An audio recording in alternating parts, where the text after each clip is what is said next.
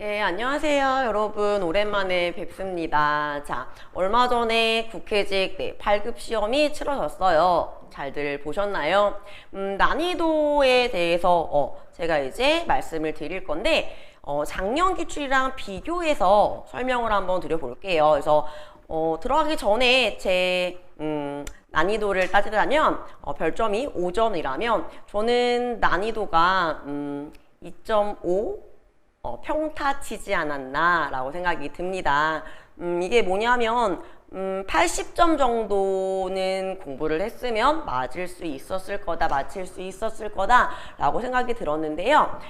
그렇다고 해서 모든 문제가 다 너무 쉬워 이렇게 이루어졌다는 뜻은 아니에요. 그래서 어느 부분에서가 어려웠는지 앞으로 국회직을 준비하시는 분들이 포커스 중심을 어느 부분에 맞춰야 되는지에 대해서 설명을 해드릴게요. 올해 있는 이제 문제의 구성을 한번 살펴보면요, 여러분. 자, 문법이 9문제가 나왔고요. 그 다음에 독서가 10문제가 출제가 됐어요. 자, 그 다음에 문학 같은 경우에는 3문제가 출제가 됐고요. 그 다음에 우리가 화작이라고 하죠.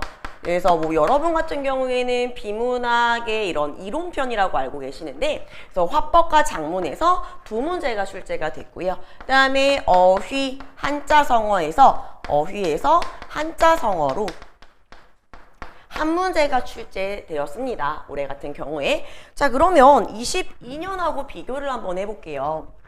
22년에는요, 문법은 동일했습니다. 그래서 22년도 9문제가 출제가 됐고요. 자, 그 다음에 독서도 동일합니다. 자, 그 다음에 문학도 문항수는 동일해요. 그래서 9문제, 10문제, 3문제. 근데 화작에서 이제 한 문제가 나왔고요. 작년에는 어휘가 2문제가 나온 상황이에요. 자, 그럼 각각의 특징들을 좀 설명해 드릴게요. 이번에 고득점을 맞으셨다 하시는 분들은 어디가 포커스였냐? 여기 부분이었을 거예요. 워낙에 국회지직이 그랬듯이 문법이 굉장히 강조가 되는 거죠. 그러니까 공무원 시험을 전체로 통틀어 봤을 때 문법이 가장 강화가 되어 있는 건 국회직이에요, 여러분. 그렇기 때문에 문법을 열심히 하셨으면 탄탄하게 잡으셨어야 되는 거예요. 그래서 문법의 난이도는 작년에 비해서 높았다라고 판단이 됩니다. 이유는 작년에는요, 이렇게 조항도 다 주고요. 그 다음에 우리가 이렇게 단순 암기했던 것들 가지고 내는 것들도 있었어요. 그래서 문제를 풀 때 조항을 보고 풀 수 있게 내는 문법들이 있었다라고 한다면, 이번에는 조항을 주긴 줬어요. 그런데 헷갈릴 수 있는 기초가 탄탄하지 않으면 헷갈리고 뭐야? 다 답인 것 같은데? 이런 문제도 있었고요. 그 다음에 기존에 기출 문제로 나왔던 것들이 반복이 됐어요. 그런 부분에 있어서는 제가 말씀드렸잖아요. 문법 잘하고 싶으시냐고? 그러면은 기출 문제에 나온 걸 반드시 공부하셔라. 반복된다라고 그렇게 말씀을 드렸어요.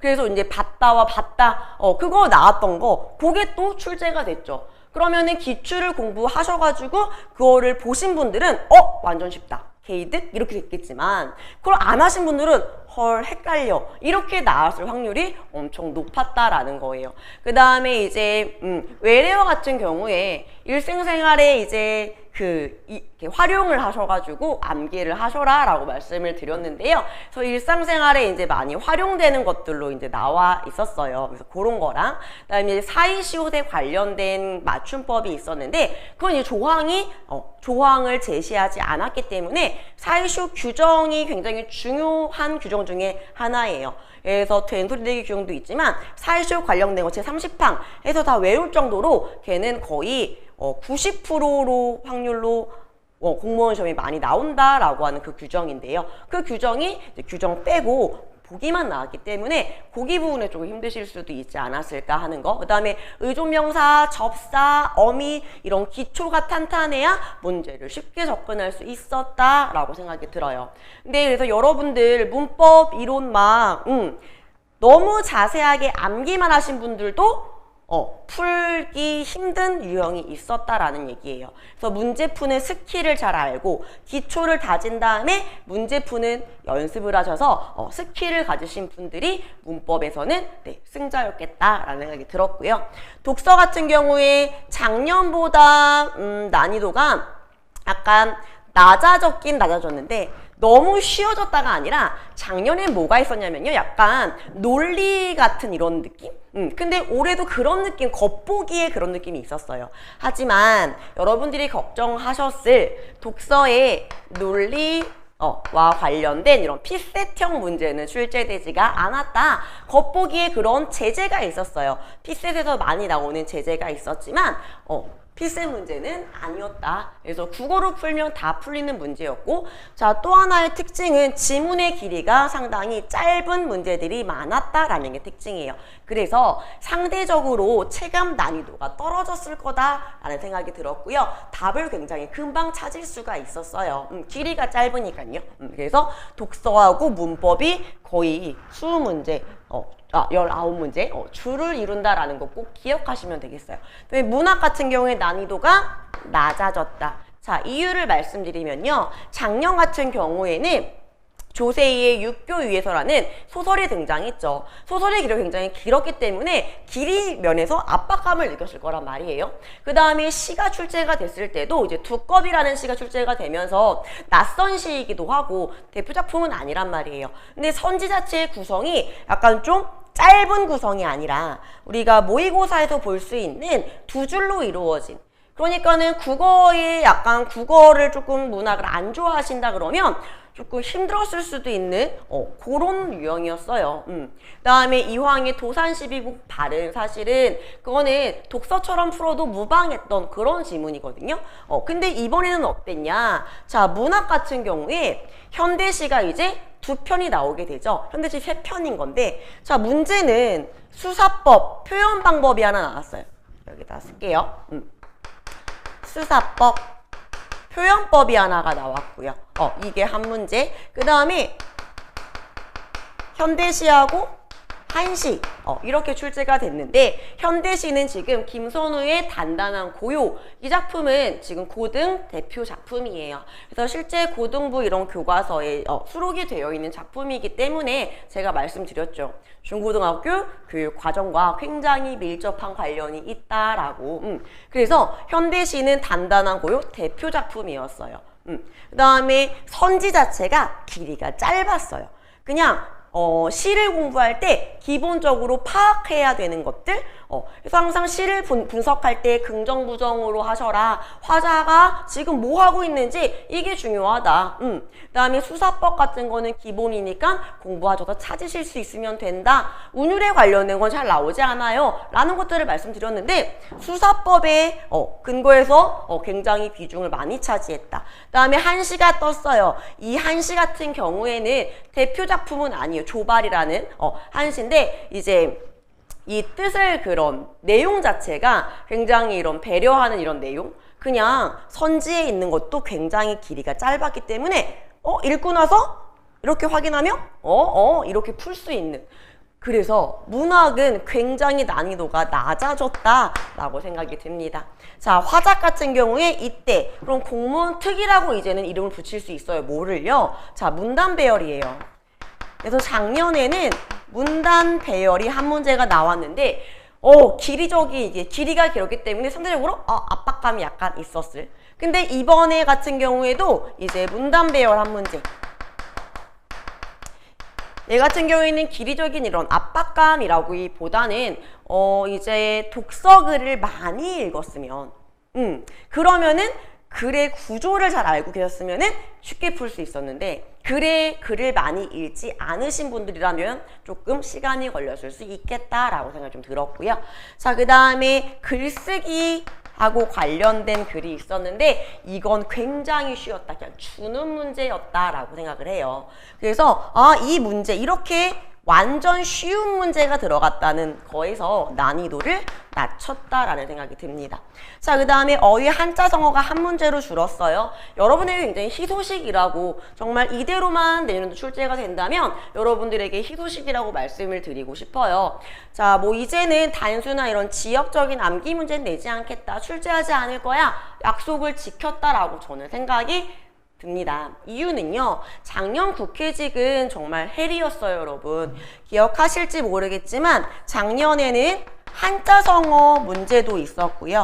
자, 그 다음에 고유어 문제가 출제가 됐는데요.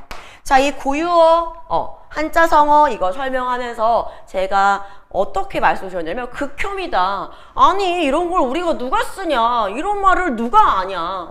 자, 이건 너무나 쓸데기 없다. 왜냐면 문서 작성을 할 때도 누가 골막하게 막 이런 단어를 그렇게 많이 씁니까? 그러니까 그렇게 했는데, 그렇게 해서 고유어 이렇게 막 엄청 암기했어야 되는 것들, 이거 빠지게 됐고요.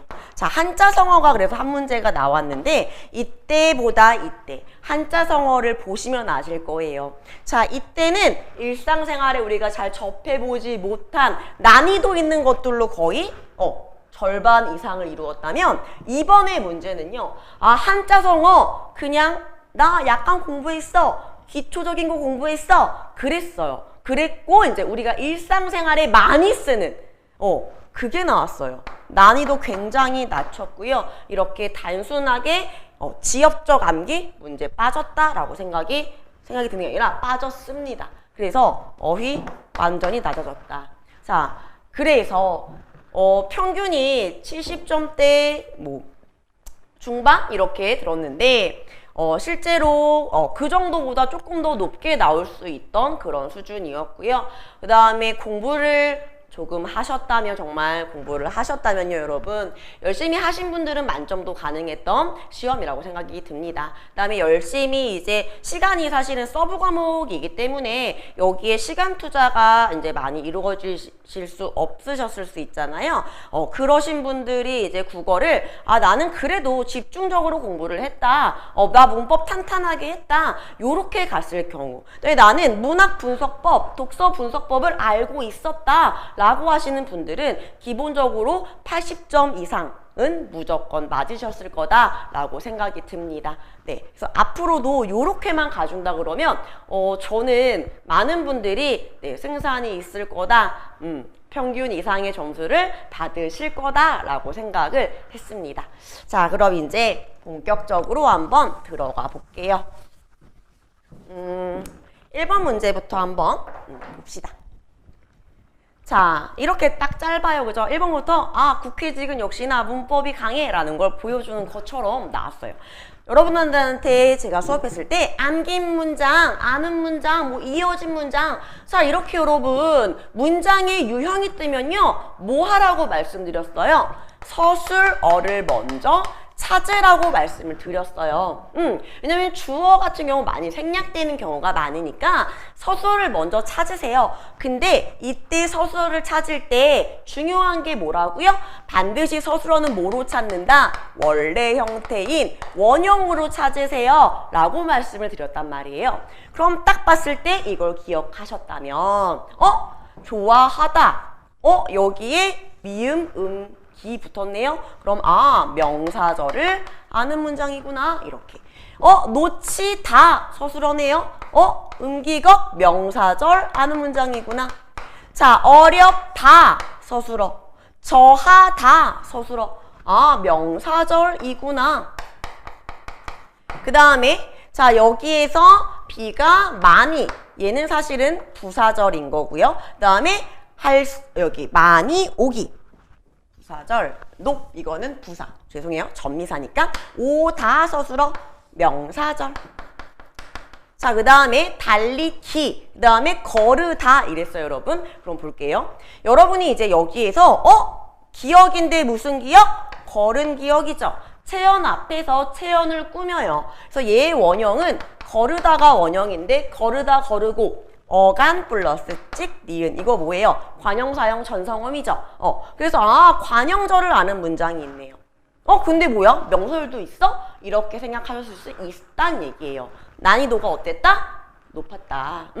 이건 저는 그거로 먹고 사니까 이렇게 뭐 그래요 말씀드리지만 일반적으로 여러분들이 어려워하는 것들이 있어요. 어미나 접사의 구분이 가장 기초에서는 어렵다고 수업할 때 말씀드렸단 말이에요. 자, 그래서 그럴 때 그래서 얘 같은 경우에는 얘가 뭐야 명사절을 아는 문장 이렇게 풀었다면 뭐야 다 명사절인데 멘붕.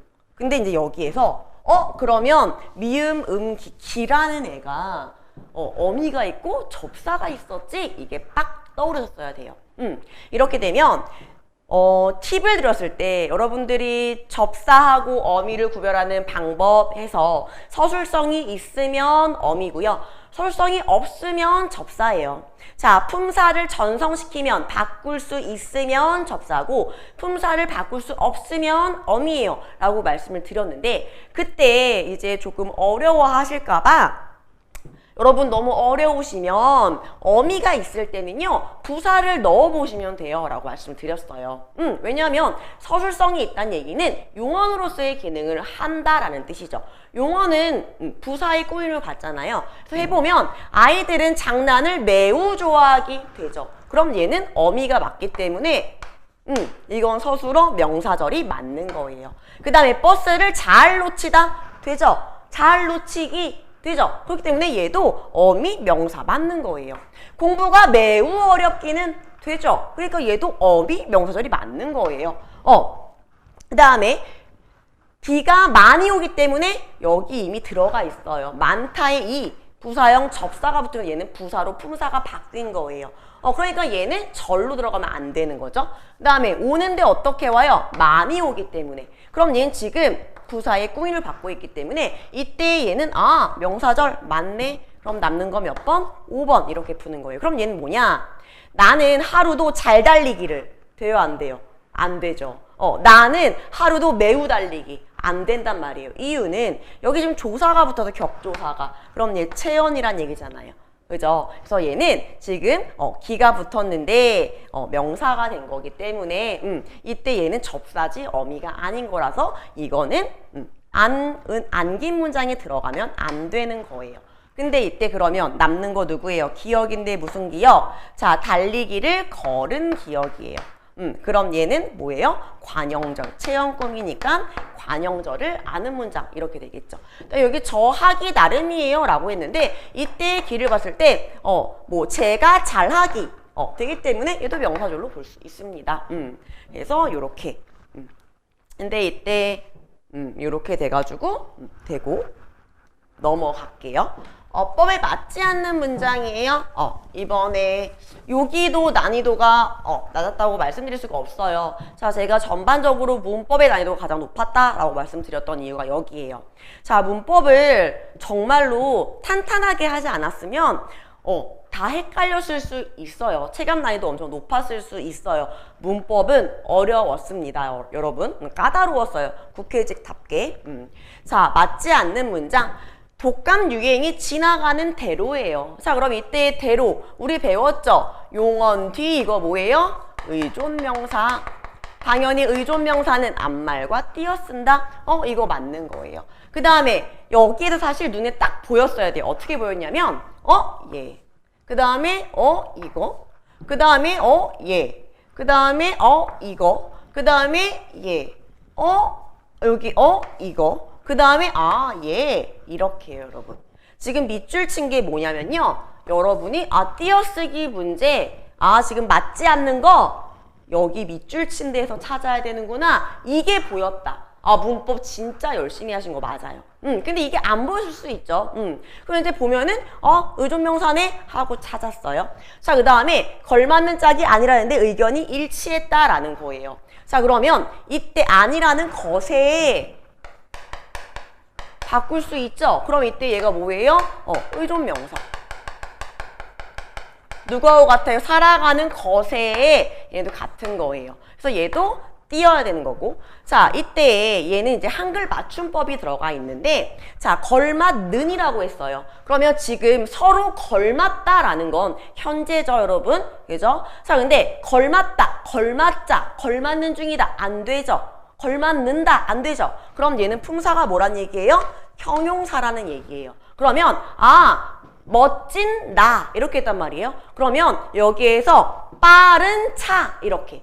아 그러면 형용사일 때는 관형사형 어미가 뭐가 붙는다? 는이 아니라 뭐가 붙는구나? 니은 은이 붙는구나. 그래서 걸맛 은이 맞는 거예요. 는 걸맛 는이라는 건 없어요 여러분. 그래서 얘가 틀려서 답은 2번이에요. 그 다음에 이거 줄어드는 거 이거 팁 말씀드렸어요. 여러분 얘가 익숙하지가 원형인데요. 여기에서 그, 드, 부 받침 뒤에 하는 아에 줄어서 익숙지가 된다고요. 생각건대, 생각하건대의 준말인데 이때의 기억 뒤에 하가 아에 줄어서 생각건대가 맞다고요. 그 다음에 기대, 하지도예요. 아 근데 울림소리 받침 뒤나 모음의 뒤에 오게 되면 하에서 누가 아만 줄어요. 히읗은 남는단 말이에요. 그때 이때 남은 히읗과 뒤에 오는 치가 축약되면서 치가 되기 때문에 얘도 맞는 거예요. 자, 그 다음에 여길 보게 되면 존경받을 만하다. 자, 만하다는 사실은 뭐예요? 보조 용언이란 말이에요. 그래서 이때 의존명사겠죠. 그죠? 그래서 자, 만하다. 어떻게 존경받을 만하다. 그래서 의존명사 앞에 띄어쓰기. 이렇게. 혹은 본용언, 보조용언 이렇게 보여도 상관없습니다. 그래서 답은 2번. 이렇게 풀 수 있는 문제예요. 그러면 이 문제는 한글 맞춤법을 하나, 둘, 셋 준말 조항을 정확하게 아시고 계셨어야 돼요. 아, 그드부 뒤에 하가 아해 준다고 그 다음에 모음이나 울림소리 받침 뒤에는 히읗이 남아서 축약 이거를 가지고 있었어야 한눈에 보일 수 있는 거고요. 충분히 헷갈릴 수 있어요. 우리가 걸맞는이라고 잘못 쓸 수 있으니까. 그 다음에 여기 아니라는데, 살아가는데 이럴 때 대가 어미야 의존명사야 헷갈리시면 여러분 의존명사일 때는 사실은 격조사 애를 붙여보시면 그래서 말이 된다 그러면 의존명사고 왜 그러면 애만 붙이지 않고 거세라고 했냐. 그래서 의존명사 대는 것으로 대체가 대부분 가능하기 때문에 그래요 여러분. 그래서 바꿔보였을 때 말이 되면 그때 얘는 뭐다? 의존명사다. 그래서 애를 붙여보여서 판단하는 방법 추가로 조금 드릴게요. 그 다음에 이때 대로 이거는 너무 많이 보셨을 거예요. 그래서 용언 뒤 의존명사입니다. 여러분 이렇게 말씀을 드렸던 거. 그래서 팁들로 이렇게 찾아가지고 풀 수 있었던 그런 문제. 자, 3번 한번 볼게요.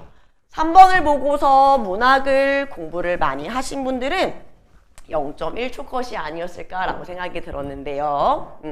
표현기법이 나왔어요.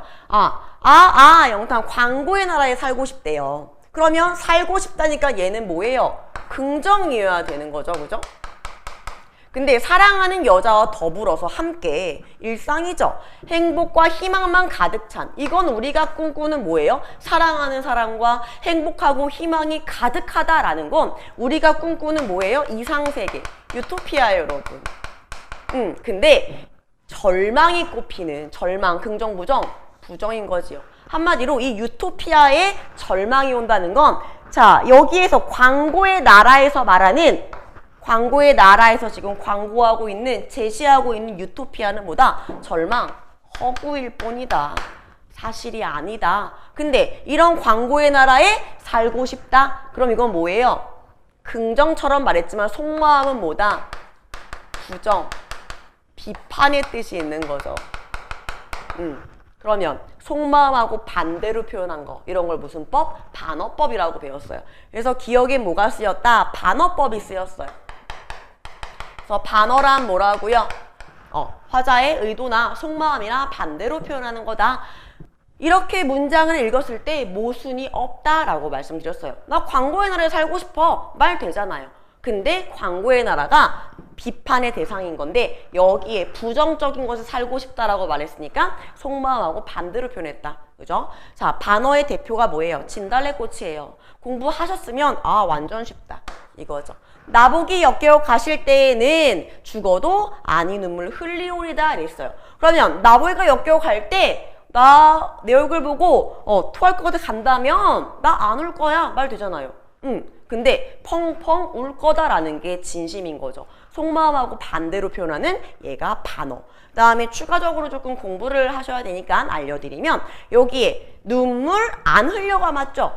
여기 무슨 법? 도치법도 있다라는 거. 그다음에 뭐뭐 할 때에는 이런 거 가정법 있다라는 거 기억하시면 공부하실 때 조금 더 추가해서 알아두세요. 그다음에 이 마을 전설이 주저리 열리고 자 이육사의 청포도라는 시에서 이게 나왔을 때는 주저리 이런 거 나오면 우리는 그냥 뭐라고 해요? 의태어 음성상징어가 쓰였다라고 보는 게 맞아요. 그다음에 의태법이라고 말해줄 수도 있어요. 그다음에 이걸 출제했을 때 보통 이거는 시각적 이미지, 시각적 심상 이렇게 많이 나오는 부분이고요. 그다음에 잘 나오진 않는데 아마 그거를 겨냥했을까라는 좀 들었어요. 자, 마을의 전설은 사람이 아니잖아요. 근데 그거를 뭐 열매처럼 표현했다? 그래서 화류를 말할 수도 있어요. 근데 노란색인 거 보이시죠? 기존에 내신 때는 묻지 않는 거예요. 화류라는 건. 근데 그럴 수 있다. 자, 그 다음에 전설인데 전설이라는 건 눈에 보이지 않는 건데 이거를 열매가 열리는 것처럼 표현하죠. 자, 그거는 추상적 개념의 구체화라고 볼 수 있겠죠. 눈에 보이지 않는 걸 눈에 보이게 표현한다라는 거. 그래서 지금 여기에서 냈던 거는 아마 화류법으로 내지 않았나 혹은 의태법으로 출제를 하지 않았나 이렇게 생각이 듭니다. 자, 그 다음에 틀렸어요. 내 마음은 나그네 너무 쉽죠. A는 B다. 이거 무슨 법? 은유법. 그 다음에 뭐뭐인 듯 이거 뭐예요? 직유법. 기본수사법이에요. 그 다음에 어둠은 새를 낳고 돌을 낳고 꽃을 낳는다. 자, 그럼 먼저 볼 수 있는 건 자, 뭐뭐를 낳고 뭐뭐을 낳고 뭐뭐을 낳는다. 이거 뭐예요? 유사한 문장 구조의 반복, 대구법 일단 들어가 있고요. 그 다음에 뭐 낳고 반복이 있을 수도 있어요, 여러분. 시어의 반복. 자, 그 다음에 여기에서 새나 돌이나 꽃은요 단순히 새, 돌, 꽃을 의미하는 게 아니라 얘네는 생명을 가진 만물을 대표해서 비유하는 대유법이 쓰였다 라고 볼 수 있고요. 그 다음에 어둠은요 생명이 없는데요. 알을 낳는다. 알을 낳는 동물처럼 표현했네요. 그래서 얘는 뭐가 들어갈 수 있다? 화류법이 들어갈 수 있다. 그래서 수사법은 이렇게. 그래서 반어법은 몇 번만? 1번만 반어다. 그래서 답은 1번 이렇게 됩니다. 자, 그 다음 문제 볼게요. 프로이트의 뭐 자아, 무자아 막 이런 거, 뭐 자아에 관련된 거, 정신 분석학에 관련된 거, 프로이트는 네, 여기 있는 제재는 대표 제재입니다. 그래서 지금 글에 대한 이해로 적절한 것 했는데 내용 일치였어요, 여러분. 이럴 때 여러 가지 방법이 있는데 본인에게 맞는 방법을 쓰셔라. 그래서 지금 보편적으로 알려드리는 건 글을 읽을 때 뭐 끊어 읽으셔도 되고 나는 눈으로 보는 게 편해요. 눈으로 보셔도 돼요. 근데 그건 속도 차이가 있기 때문에 본인에게 맞는 방법. 어쨌든 선지를 먼저 보셔서 이렇게 가셔도 된다고요. 그 다음에 아예 그냥 첫 번째 문단 읽고서 없나 확인하셔도 되고요.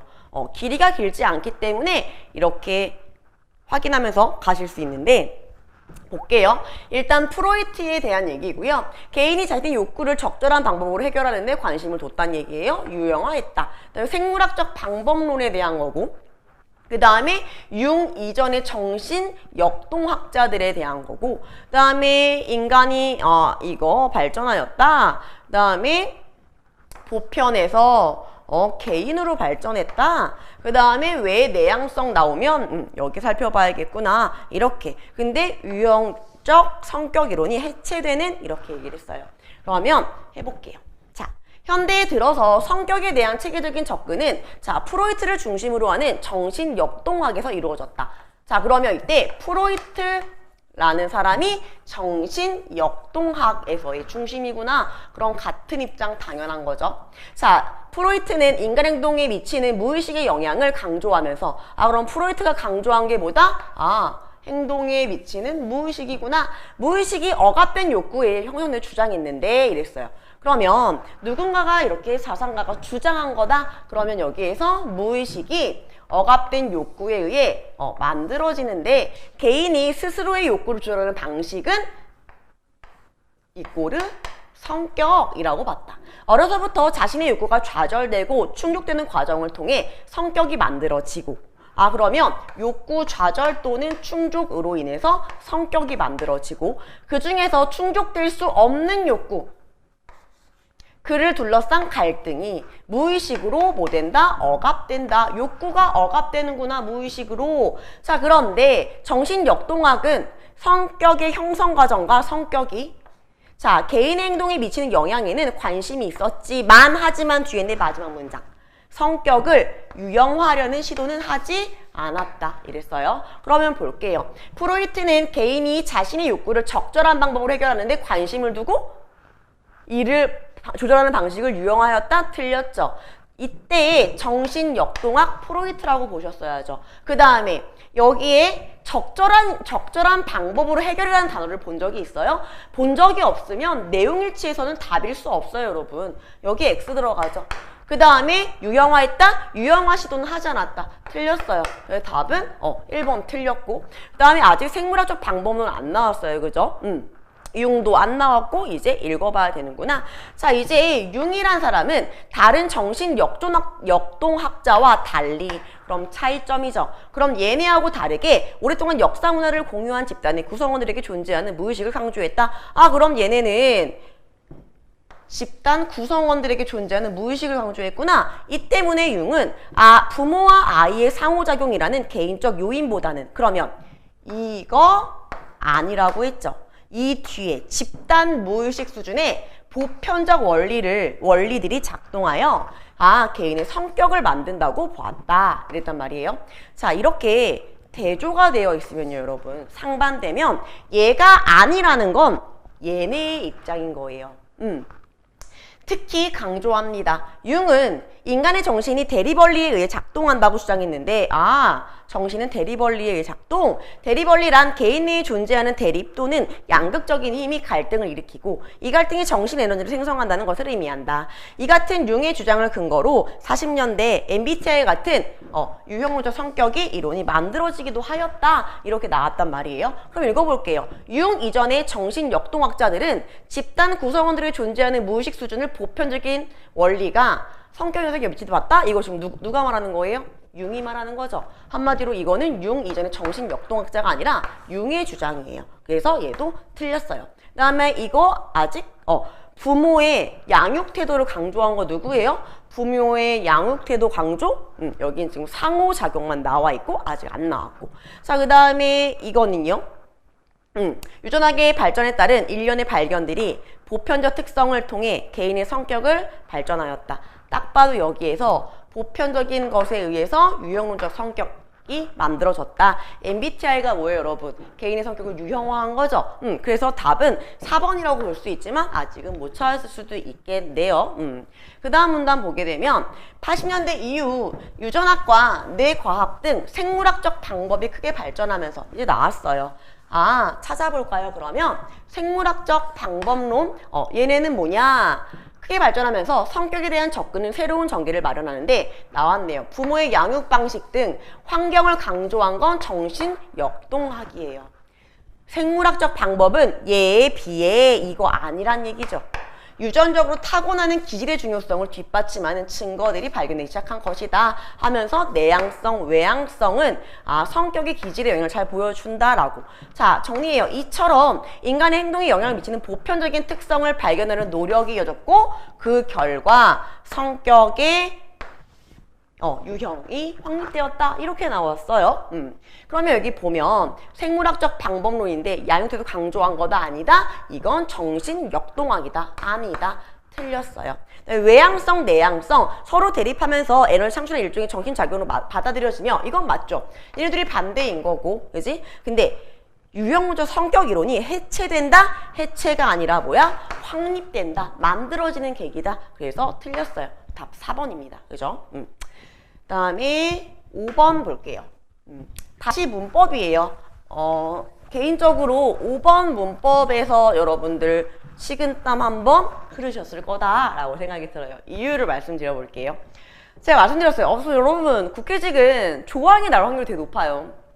단순암기 쪽으로 내지 않아요, 문법을. 그래서 여러분들에게 좋을 수 있어요 라고 말씀을 항상 드렸어요. 딱 보고 조항 떴다, 아싸 하고 확인만 하면 된다고 말씀드렸죠. 그렇게 풀었어요. 그러면 적절하지 않은 거 고르래요. 그러면서 니은 얘네 뒤에 시옷이 결합되는 경우에는 시옷을 쌍시옷으로 발음한다? 그럼 막 찾는 거야. 그러니까 여기 어디? 아, 얘네 뒤에 시옷. 쌍시옷 발음했네. 정답. 자료 3. 그죠? 일단은 여러분들의 상황을 제가 좀 재현해 볼게요. 그러려면 노달리오라고 풀어볼까요? 맞네. 맞아. 있다. 해놓고, 맞아. 맞았어. 자, 얘네 뒤에 니은 결합해? 그러면은 히읗 발음하지 않는다? 그럼 얘네 뒤에 니은 어딨어? 여기. 히읗 없네? 발음 안 했네? 맞네. 자, 히읗 뒤에 니은이 결합되는 경우에는 히읗을 발음하지 않는다? 자, 히읗 뒤에 니은? 히읗 뒤, 여기 있네? 맞네? 여기도 히읗 안 보이네? 맞네. 히읗 뒤에 모음으로 시작되는 어미나 전미사가 결합되는 경우에는 발음하지 히읗 뒤에 맞아. 모음 그러네. 없네. 맞네. 히읗 뒤에 그드 결합되는 경우에는 뒤 글자의 첫 소리 합쳐서 크트츠 보면은 맞네. 맞네. 다 맞다. 헐. 뭐야? 왜 다 맞아? 여기에서 한 번 식은땀 쫙. 뭐지? 내가 뭘 놓쳤을까? 생각을 해봐야죠. 자, 그래서 이제 다시 봅니다. 다시 확인할 거야. 여기 뒤에 결합의 경우에는 얘는 무조건이네. 자음군 단수나 100%다. 얘는 100%. 그 다음에 이거 뒤에 니은 결합되는 경우에는 발음하지 않는다. 이게 이제 문제인데. 그래서 이 차이를 한번 살펴봐야겠구나 라는 게 딱 떠올랐어야 돼요. 그래서 이 결합되는 경우에 여기 경우에 발음하지 않는다? 맞네. 탈락이네. 근데 니은 결합되는 경우에는 발음하지 않는다 이랬어요. 히읗 뒤에 니은이 결합되는 경우 여기에요. 발음하지 않는다. 여기 보게 되면 이게 발음하지 않은 거예요, 여러분? 아니죠. 여기에서 발음하지 않는다라는 뜻은 히읗 탈락 현상, 자음군 단수나 히읗 탈락을 말하는 거였어요. 근데 이때 히읗이 니은과 결합되는 경우, 이 경우는요, 는. 이거 뭐예요, 여러분? 음절의 끝소리 규칙. 그럼 이건 이 히읗이 디귿으로 뭐 한 거예요? 교체가 돼서 발음이 된 거죠. 그렇기 때문에 답 몇 번? 3번. 그래서 3번. 이때 발음하지 않는다가 아니라 히읗이 디귿으로 뭐다? 교체가 되었구나.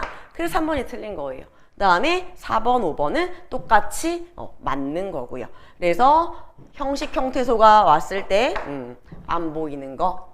그죠? 어미 뒤에 안 보이는구나. 그 다음에 드즈 얘네 봤을 때 얘네 무조건 맞구나. 이렇게 해서 답이 3번. 그러면 이렇게 한번 쭉 훑었을 때 다 맞아. 이러면 꼬았다는 뜻이에요, 여러분. 그러니까는 쉽지 않았다라는 거 인정. 그래서 이 문제. 그다음에 적절한 거 고르래요. 여러분들 한번 식은땀 흘렸다고 식은땀을 식히게 해주려는 의도가 아니었나라는 생각이 들었습니다. 자, 보면은 표현적 글쓰기에 대한 건데 왜 그런 효과가 있을까 질문 떴어요. 그럼 이 글은 표현적 글쓰기에 효과가 있는 이유예요. 자, 우리가 흔히 경시, 가볍게 넘기는 고통스러운 감정을 마주해야 돼. 효과가 있는 건 고통스러운 감정을 마주해야 되기 때문에 감정을 피하는데 틀렸죠. 자, 우리는 자수성가를 칭송하고 강인한 사람을 미화, 아름답게 꾸미는 세상에 살고 있다. 이 문화적 메시지와 그게 우리에게 가하는 모든 압박 때문에 우리는 우리의 욕구를 간과 지나치도록 배운다. 심지어 플러스 나약하다는 느낌을 갖거나 또는 힘든 감정을 품었다고 서로 혐오를 하기도 해요. 표현적 글쓰기는 종일 꾹꾹 참고 발설, 말하지 않은 취약한 측면을 찾아내고 그것에 대해 그게 뭐예요? 내가 꾹꾹 참고 발설하지 않은 취약한 측면에 대해 귀 기울일 기회를 주기 때문에 효과가 있는 것이다. 자, 대답이 나왔네요.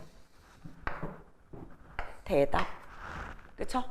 그러면 칭송하고 필요하다? 아니다. 이거는 여기 이런 세상에 살고 있다고요. 글쓰기는 타인을 의식하여 검열한다? 아직 안 나왔어요. 근데 지금 복붙 나왔죠. 이렇게 복붙 문제는 틀리면 됩니까? 안 됩니까? 절대 안 되죠. 그러고 속도 엄청 빠르셨을 거라고 생각합니다. 그 다음에 여기 부분 찾아보면 두 번째, 또한 하면서 다른 사람을 염두에 두지 않았다는 점도 매우 중요하다. 그러면 타인을 염두한다 안 한다? 표현적 글쓰기는 우리는 타인이 볼 글을 쓸 때 스스로 검열하고 이렇게 하는 거죠. 근데 표현적 글쓰기는 그렇지 않다. 타인 의식하지 않는다. 그 다음에 누가 읽기에도 적합하지 않은 글을 쓴 후에 버리면 된다. 간직 안 한다. 하도록 안 한다. 이렇게 너무 쉬운 문제. 그래서 난이도 하. 자, 이거 보고 여러분들 다시 한번 그냥 아우라가 문제가 풍기는 그 뿜뿜 내뿜는 그 느낌이 뭐야 피세 떴나 보다. 어렵게 냈나 보다. 요 느낌. 그래서 어떡하지? 하였을 거라고 생각 들어요. 근데 항상 쪼시지 말아라. 막상 타고 들어가 보면 수능도 그렇지만 3점짜리가 다 어려운 건 아니란 말이에요. 그런 것처럼 일단은 심호흡을 딱 하고 이제 들어가셨을 거예요. 그쵸? 적절한 거 됐을 때 최후 통적 게임에서 두 참가자에게 받으면 이렇게 받다 그러면 1,000원 받든가 받지 못하든가 이렇게 나와 있고 선지 2개구나 이렇게.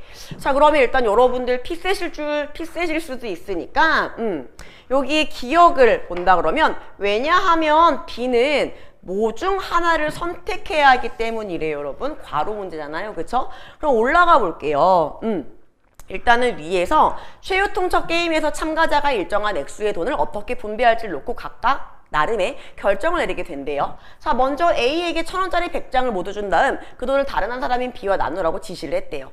자, 이때 A는 자기가 제안하는 액수를 받아들일지 말지 결정할 권리는 B에게 있다라는 사실을 알고 있대요. 한마디로 결정 권리는 누구에게? B에게 있다. 만약에 예시를 줬어요, 여러분. 이렇게 좀 어려움이 느껴질 때 예시는 사실은 중요합니다. 근데 만약에 B가 그 제안을 받아들인다면 두 사람은 A가 제안한 액수만큼 각각 받는다.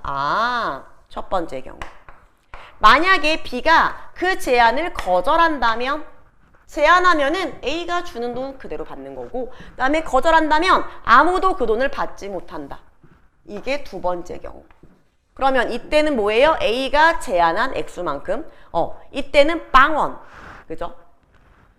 받거나 아예 못 받거나. 이는 한 번이 상호작용으로 결정할 수 있는 기회는 단 한 번뿐. 두 사람은 서로에 대해서 전혀 모르는 사이. 어떤 결정을 내릴 것인가. 만약 두 사람이 모두 자기 이익에 충실한 개인이라면 A는 당연히 아주 적은 액수의 돈을 제안하고 B는 그걸 받아들이겠죠. 자, A가 단 1,000원만 제안하며 하더라도 B는 오케이 할 거래요. 왜냐하면 B는 둘 중 하나 선택해야 돼. 뭐 둘 중에 A가 제안한 만큼 받거나 받지 못하거나. 그럼 여기서 긋는 거죠. 1,000원 받든가 받지 못하든가 얘구나. 더 적은 금액 안 되는구나. 어딨어? 한 푼도 받지 못하든가. 저 적은 안 되는구나. 1, 2, 3 중에 하나, 1, 3, 5 중에 하나구나. 요렇게. 자, 그래서 만약 상대방이 이건 이제 예시니까는 읽어보셨으면 돼요, 여러분.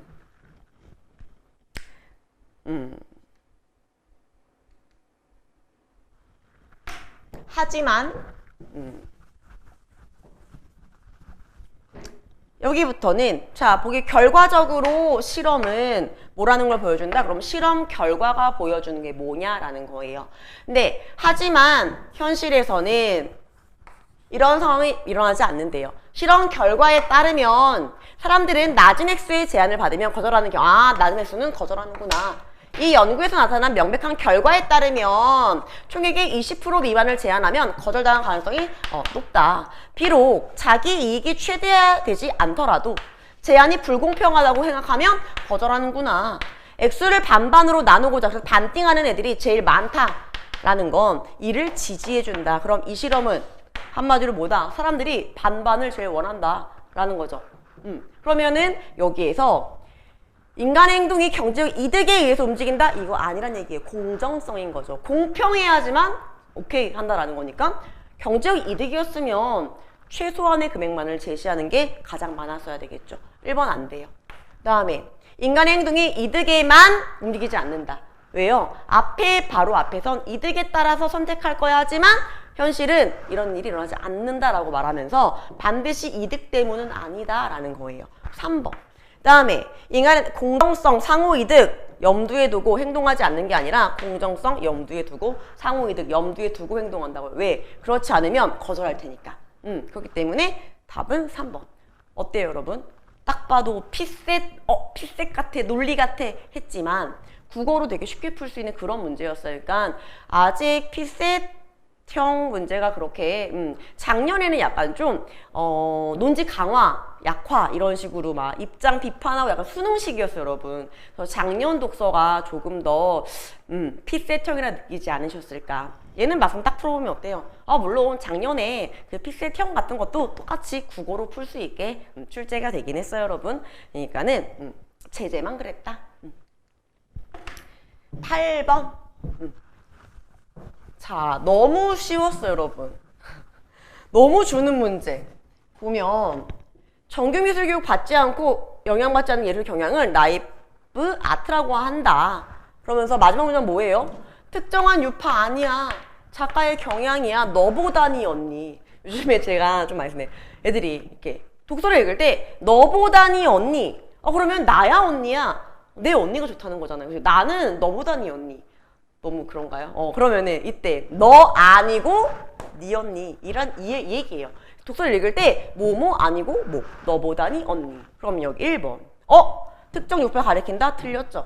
그럼 니은 먼저 그어주는 거예요. 이렇게 먼저 제끼면 기분이 좋으니까. 그 다음에 두 번째, 개인적인 즐거움이 주제인 거구나. 주제가 개인적 즐거움. 형식에 얽매이지 않는 특징을 보인다. 우리에게 알려진 이 예술가에는 누가 있다? 루소, 보샹. 루소, 보샹. 맞네. 기억 맞네. 지워지죠. 그죠? 자, 그 다음에 서양 미술의 기본 규칙을 따르고자 한다? 여기 바로 이들은 서양 미술의 기본 규칙인 원근법, 명암, 구도 등에 구속되지 않는 평면하면 단순하지만 강렬한 색채 이런 걸 특징으로 보여준다. 한마디로 기본 규칙에 구속되지 않는 걸 특징으로 한다. 따르고자 한다. 틀렸죠. 디귿 그어요. 선지 봤더니 뭐예요? 답 몇 번? 1번. 이렇게 풀었는 게 정석이고 우리 답을 찾아야 되니까. 자, 현대미술은 나이브 아트 탄생에 영향을 끼쳤다. 맨 마지막 문장. 자, 이후 나이브 아트는 기존 미술의 권위와 전통에 반하는 그림을 그리려는 화가들의 주목을 받으며 현대미술의 탄생에 영향을 많이 미쳤다. 그럼 나이브 아트가 현대미술에 영향을 준 거죠. 현대미술 준 게 아니라 바뀌어 써야죠. 틀렸네요. 이렇게 보시는 거예요. 그죠? 이런 문제만 나오면 너무 좋겠다. 그죠? 다음에 시. 자, 도토리. 이 시를 보고, 이 시는 굉장히, 보고 많이 어이가 없어 했는데, 주제가 뭔지 아세요, 여러분? 도토리묵에 대한 새로운 개성적 인식이 주제랍니다. 그래서 제목이 단단한 고요죠, 단단한 고요. 그래서 얘는 도토리 묵에 대한 개성적 새로운 인식. 다시 봤다 너 이 느낌인 건데. 자, 그러면 이렇게 딱 봤을 때 여러분 선지를 먼저 보는 게 맞잖아요. 왜냐면 쫄하지 않은 거예요. 하나 빼고 다 맞다는 얘기네요. 그죠? 근데 공부하신 분들은 바로 그냥 선지만 보고 풀 수 있었어요. 어떻게? 이거 알았다 그러면 자연과의 교양을 통한 인간에 대한 이해? 틀렸네. 답 5번. 이렇게 갈 수 있다는 얘기예요. 그래서 제가 말씀드리길 공무원 쪽은 어떻다 여러분?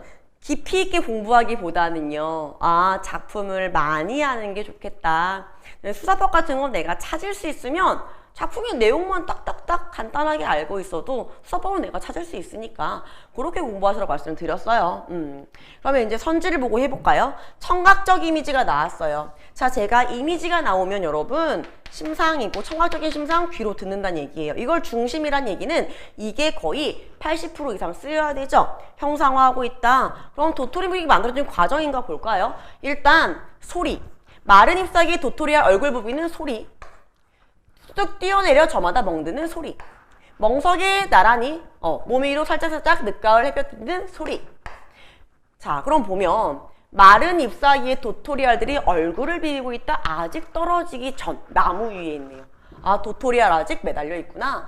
후두둑 음성 상징어 뛰어내려서 저마다 멍든데 이제야 뭐야 나무에서 뭐 했구나 나무 위에 달려있다가 이제야 뭐 했구나?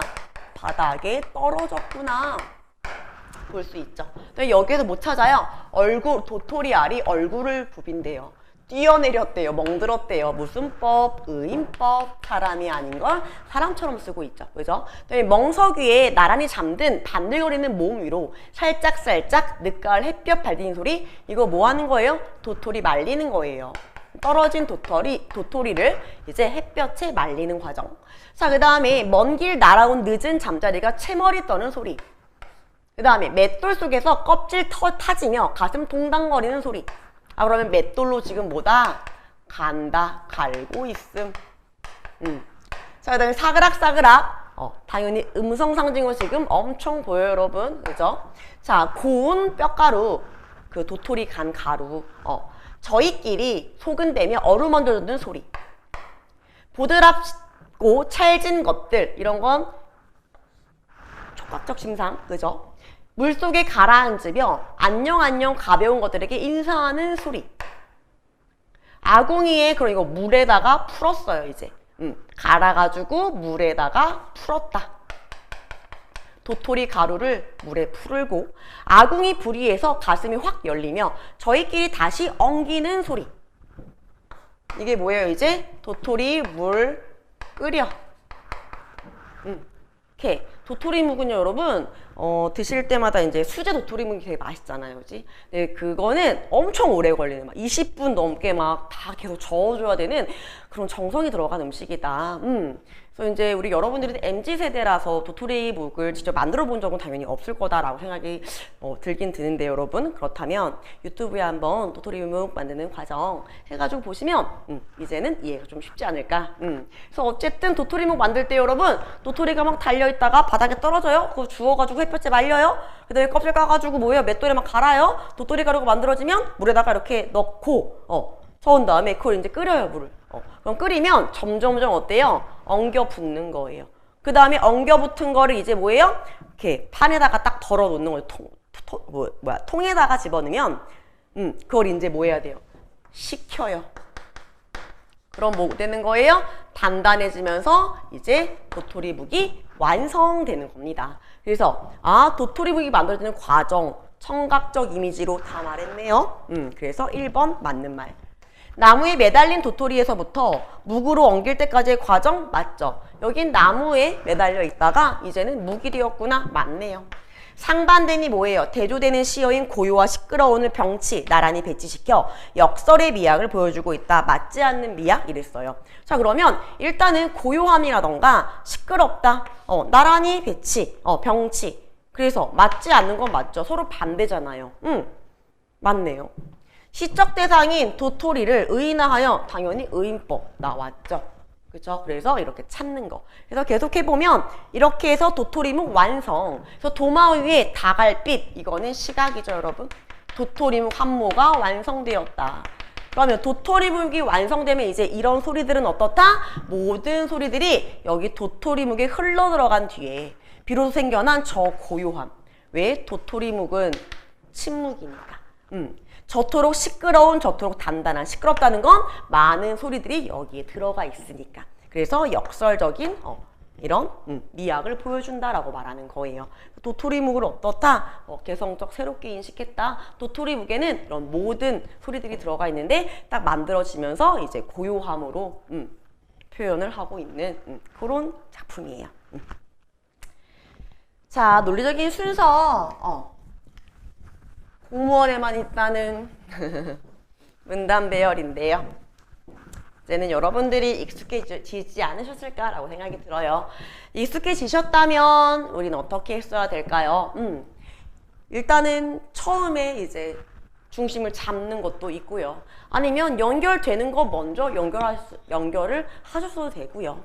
마지막이랑 이렇게 짝 맞춰봐라 라는 방법도 있고요. 여러분 원하는 대로 나한테 맞는 방법. 국어에는요 여러분 절대적인 건 없어요. 나에게 맞는 방법이 절대적인 방법이 되는 거고 나에게 맞는 방법을 찾는 게 중요한 거예요. 그래서 아무리 이게 좋다고 해도 나는 그게 어렵다. 나는 그걸로 안 풀려. 그럼 그 방법은 나한테는 아닌 거죠. 그래서 빨리 기출들 많이 풀어보시면서 본인에게 맞는 방법을 찾으셔야 합니다. 그래서 이제 여러 가지 방법들을 항상 제시해드리고 있어요. 이런 방법들이 있어요, 여러분. 여러분들이 많이 연습해 보시고 본인에게 맞는 방법을 찾아서 문제를 푸시면 된다고. 자, 먼저 보면 가나 다. 얘네 셋 중에 하나가 처음인데 이렇게 그래서 보려고 했어요. 가가 맞나 했더니 존 볼비 사람이네. 애착이란 단어. 근데 애착을 연구하면서 이 현상에 관심을 갖게 되었다. 그럼 이 현상이란 얘기는 얘 앞에는 어떤 현상이 나와야 된다는 뜻이에요. 그렇죠? 애착을 연구하면서 이 현상, 어떤 현상?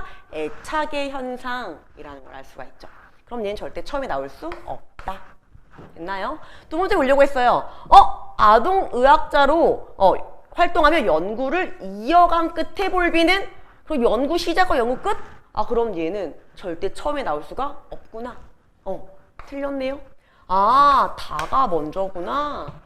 다 봤어요. 애착이란 이런 거야. 애착의 정의 나왔네요. 그죠? 그러면 애착. 처음으로 애착의 현상에 관심을 갖게 됐다라는 거예요. 그러면 다 다음에 뭐구나? 가구나. 그 다음에 라라는 거 어떻게 알아요? 먹을 것을 그가 처음 연구를 시작할 때만 해도 아이가 엄마와 계속 붙어 있으려고 하는 이유가 먹을 걸 얻기 위해서라는 데가 지배적이었어. 하지만 분리가 되면 엄청나게 괴로워하는 게 뭐다? 돌봐주거나 먹을 것을 줘도 그런 고통이 해소되지 않는다는 걸 발견했다. 다른 게 특별한 게 있다는 걸 의미했어. 이렇게 해서 뭐예요? 여기하고 여기하고 연결이 되는 걸 볼 수가 있죠. 그렇기 때문에 답 4번 이렇게 되는 거예요. 그래서 작년보다는 더 쉬웠다라고 판단이 들어요. 작년 약간 좀 외국의 역사 같은 이런 백자 같은 거 기억나시죠, 여러분? 막 쌀롱문화 뭐 이런 거였는데 그래도 이제 푸는 방법은 똑같았다. 근데 길이가 조금 짧았기 때문에 그래서 이제 저렇게 딱 뜨면은 읽지 않아도 된다라는 거에서 빠르게 눈으로 보셔도 돼요, 여러분. 11번 볼게요. 요즘에 이걸 딱 보면서 느낀 건 정말로 공무원의 국어는 교육과정 안에서 출제를 많이 하려는 거구나 라는 생각을 확실하게 또 한번 맞다라고. 이유는요, 여러분, 요즘에 이제 고등부 국어 모든 출판사 이제 검정이라서 출판사가 되게 다양한데, 여러분, 독서글 중에 설명문 노트 되게 짧은 글들이 나와요.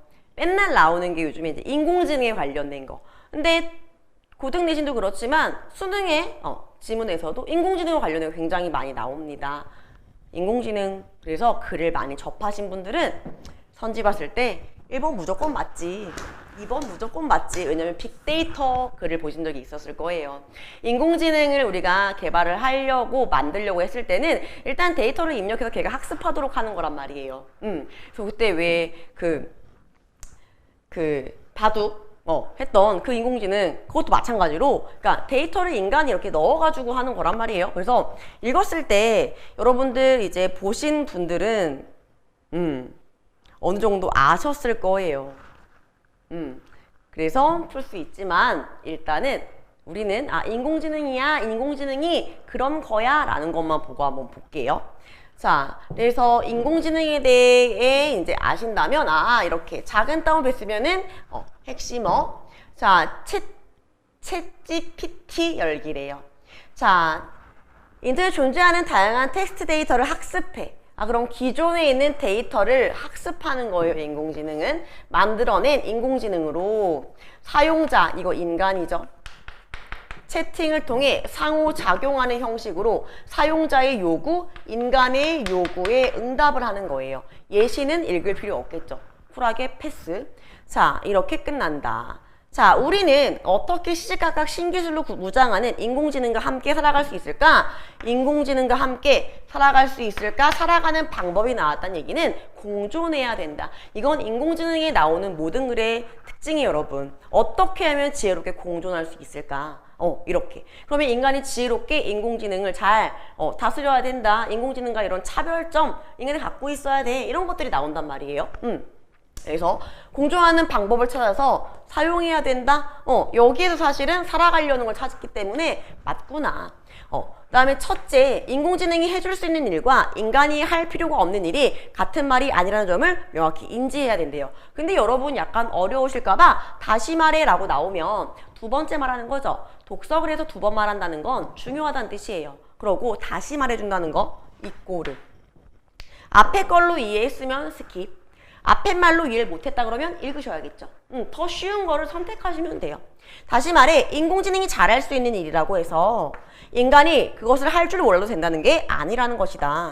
그러면 인공지능이 잘할 수 있는 일이라도 인간도 할 줄 알아야 된다.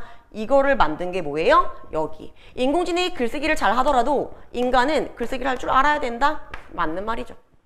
다음에 둘째, 인공지능을 지혜롭게 사용하려면 인공지능이 가진 성찰성의 한계를 이해해야 된다. 자, 복붙 나왔어요. 어디? 복붙. 이 문장 복붙. 그러니까 그거지죠.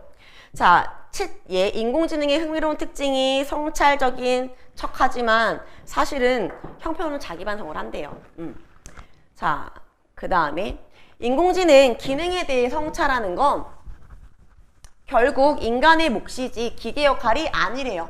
아, 기능 성찰은 인간이 해야 된다. 물론 인공지능은 다양한 상호작용을 통해서 스스로의 오류를 교정하고 최적화하는 기능을 탑재하고 있다. 이랬단 말이에요, 여러분. 근데 여기에서 인공지능이 스스로 정보를 가려낼 수 있어서 오류를 교정, 최적화 틀렸죠. 스스로 안 되고 뭐예요? 다양한 상호작용을 통해 스스로 하는 거예요. 5번 틀렸네요. 그 다음에 머신러닝이 바로 그 개념인데 그러나 이 메커니즘은 명백하게 인간 사용자 특성과 의사대로 좌우될 수 있다. 인간 사용자에 특히 반영된다. 맞죠? 답 5번. 근데 여러분 이거 이렇게 이거 기출이에요, 여러분. 나왔던 거예요. 그래서 인공지능이 스스로 그때 군사 로봇 같은 거 나왔었어요. 그래서 군사 로봇하고 관련돼 있어서 얘네가 스스로 뭐 할 수 있다 이런 인공지능 나왔을 때 스스로 할 수 있는 게 아니라 이렇게 다양한 상호작용 데이터 학습을 통해서 이루어진 거라는 거. 그래서 이 문제는 답이 5번. 근데 내용 일치를 풀어도 그렇게 어렵진 않았죠, 여러분. 자, 이게 아까 제가 말씀드렸던 완전 주는 문제. 너무 쉬워서 진짜 너무 고마운, 너무 황당한? 어떻게까지 생각이 들었냐면요. 설마 내가 뭘 놓쳤나? 이럴 리가 없어. 이런 느낌이 들었을 수도 있어요.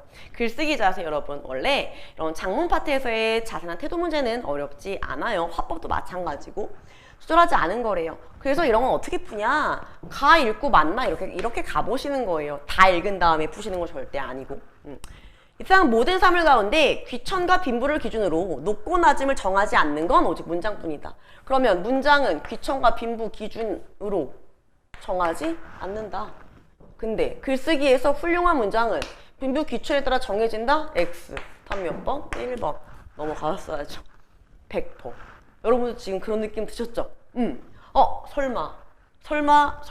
이렇게. 그래서 혹시나 하는 마음에 훌 트셨을 거다라고 생각합니다.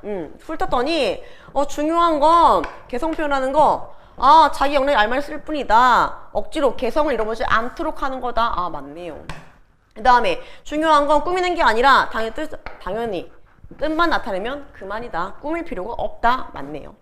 중요한 것은 진솔하게 솔직하게 그러면 주의할 거 속이지 말아라. 진솔한 거 맞네요. 마음으로부터 조화를 이루도록 하는 중요하다. 조화다. 마음속에서 이루어진. 맞네요. 이렇게 훑으셨죠, 여러분? 그래서 답은 1번. 너무 쉬운 문제. 쉬어가기 타임. 그랬더니 다시 이제 문법이 딱 주어졌는데 이거 완전 기출. 이거 여러분 기출 돌고 돈다는 거 꼭 기억하세요. 문법 자꾸만 문법 어려워요. 할 시간 없어요. 이게 아니라 여러분, 기출은 돌고 돈다. 기출에 있는 예문, 이런 특히나 단어 같은 거. 여러분이 어떻게 국어사전에 있는 걸 뭐가 나올 줄 알고 그걸 다 봅니까? 그 예문을 다 외울 수 있어요. 여러분, 못 외워요, 여러분. 그러니까 기출을 활용하셔라. 우린 시간이 없잖아요, 여러분. 그래서 받다, 바치다 맨날 나왔던 거예요. 보면 씻어놓은 상추를 채반에 채에다가 받쳐서 물기를 빼다. 그래서 이때 받치다 이거 쓸 때는 여러분 물기를 빼다. 이거 완전 기출 나왔던 거. 그다음에 마을 이장이 소에게 받쳐서 꼼짝을 못한다. 이때 받치는 거. 그래서 뿔 같은 거에 부딪히는 거 있잖아요. 뿔에 부딪히라는 건 받히다. 당하는 거잖아요, 여러분. 그래서 피동접사가 들어가야 돼서 받히다가 맞는 말이에요. 그러니까 얘는 받쳐서가 아니라 받혀서 이렇게 들어가야죠. 그래서 뿔에 뿔 같은 거에 이렇게 부딪히다 할 때는 받쳐서. 답 2번. 그녀는 세운 무릎 위에 턱을 받치고, 자, 이때 받치다 이거는 턱을 괴다 라는 거예요. 그래서 이것도 맞아요. 그 다음에 받쳐서 입으면, 그럼 양복에 두꺼운 내복을 받쳐 입으면 그래서 이때 받쳐서라는 건 옷의 색깔이나 모양이 조화를 이루게 하다 이런 뜻이거든요. 그러니까 이때 받치다는 맨날 입다라는 것과 많이 어울려요. 그래서 받쳐 입는다라고 하면 받쳐 입는다 해서 맞는 거고. 그 다음에 고추가 워낙 값이 없어서 백근을 시장 상인에게 바쳐도 이랬어요. 자, 이때 얘하고 똑같죠, 여러분. 그럼 얘는 뭐가 돼요? 사피동접사가 돼야 되는데, 상인에게 백근을 목적어 있죠? 받게 해도 뭐뭐게 하다가 사동이잖아요, 여러분. 대량으로 구입하게 해도 이 뜻이에요. 받게 해도 너 받아가 라고 해도. 그러면 받다의 사동이기 때문에 얘는 희가 맞아요, 여러분. 그래서 5번도 맞는 말. 그래서 기출 나왔습니다, 여러분. 만약에 이거 잘 모르겠다고 칠게요. 근데 기출에 1번, 2번 나왔던 기출. 정답은 기출 안에 있었네요. 그쵸? 자, 피동표현 나왔어요. 여러분, 사피동표현. 문장 파트가 나왔는데 여러분 머릿속에 있었을 거예요. 이희리기라는 접사를 쓰는구나. 피동접사 이희리기. 근데 이제 얘도 사실은요, 여러분, 기출을 많이 보시고 공부를 하신 분들은 쉽게 풀지만 그렇지 않았으면 헷갈릴 수 있는 그런 문제였어요. 다시 한번 말씀드려요. 문법, 기출 굉장히 중요하다. 기출의 중요성. 이번 시험이 그거를 너무 분명하게 보여줬어요. 얘들아, 국계직에서 문법을 잘 맞고 싶니? 그러면 나왔던 기출의 예문들을 꼭 보렴. 이런 느낌. 그래서 여기도 보면은 피동표현 옳지 않은 것 했잖아요, 여러분. 그러면 또 문단으로 나뉜다, 나누다가 원형이에요. 나누이다. 그래서 나누 찍 플러스 이희리기 이 붙었어요. 그래서 나뉘다. 맞아요. 그 다음에 이거는 사실은 덥힌으로 많이 알고 있는데 덥이다가 맞는 거예요. 그래서 우리가 덥힌이라고 발음하잖아요. 그렇죠? 그래서 얘도 맞는 말이고, 덥다에다가 피동접사 이 결합한 거예요, 여러분. 다음에 이거를 벤이라고 생각하시는데 벤 안 되죠. 왜? 벤이라고 하면 원형이 배다, 배고 벤이, 그다음에 어간 플러스 찍 니은, 관형사형 전성어휘만 붙은 거니까 이렇게 된다 그러면은 피동이 안 되는 거잖아요. 그러니까 배이다 들어가야 되니까 얘는 무조건 맞는 말. 얘도 그쵸? 그 다음에 얘는 덥힌 안 된다고요. 이렇게 그냥 단어처럼 외우시는 게 더 좋을 수도 있어요, 여러분. 헷갈리시면. 공식이 있는 건 아니라서요. 자, 그 다음에 아무리 생각해봐도 집 희는 바가 없다 이랬죠. 집 피는 바 겉희고 이랬단 말이에요. 자, 이때 안개가 겉이고 이렇게 만약에 쓰는 거라면 얘는 우리가 겉이고 이렇게 발음하겠네요. 근데 우리는 어떻게 발음해요? 겉이고 이렇게 발음하죠. 쓰였다라고 생각했을 때 읽어보는 것도 하나의 방법이에요. 안 되잖아요, 그렇죠? 그러면 얘는 희가 맞구나. 그럼 남는 거 몇 번? 4번 이렇게. 근데 집히는 바가 있어? 그럼 얘하고 똑같구나. 그래서 얘도 집이는 바가. 그래서 답은 4번 이렇게 됩니다. 네, 그래서 발음 쓰였던 거 읽어보면 그렇게 찾는 방법이 있긴 있어요, 여러분. 근데 많이 나오는 애들 나오니까 기출 확실하게 했다면 잘 푸실 수 있었을 거다. 띄어쓰기 문제가 나왔는데 이거 조금 어려울 수 있었다라고 생각이 좀 드는데 여러분. 자, 이때 못했다. 우리가 못하다라는 걸 붙였을 때는요, 여러분. 능력 부족. 이때 이렇게 붙여 쓰는 거예요, 여러분. 아, 그러면 얘는 뭐예요? 띄었어야 돼요.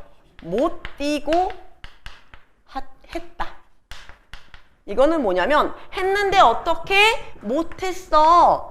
지금 부사형 됐어요. 이거 부정부사로 쓰인 거예요. 짧은 부정문. 때문에 얘 같은 경우에는 그러한 상황이 안 됐어. 이럴 때는 띄어야 돼요, 여러분. 하지 못하다. 했는데 뭐? 못했어. 이렇게 꾸밀 때. 짧은 부정부사로 쓰일 때 띄어야 되는 거예요. 능력이냐 상황이냐 이렇게 보시면 되고. 그 다음에 총 금액이 얼마 되지 않는다. 자, 이때 답은 2번이에요, 여러분. 여러분들 총 띄고 금액 생각했죠, 그쵸? 근데 이때 총이라는 건 전체를 합한이라는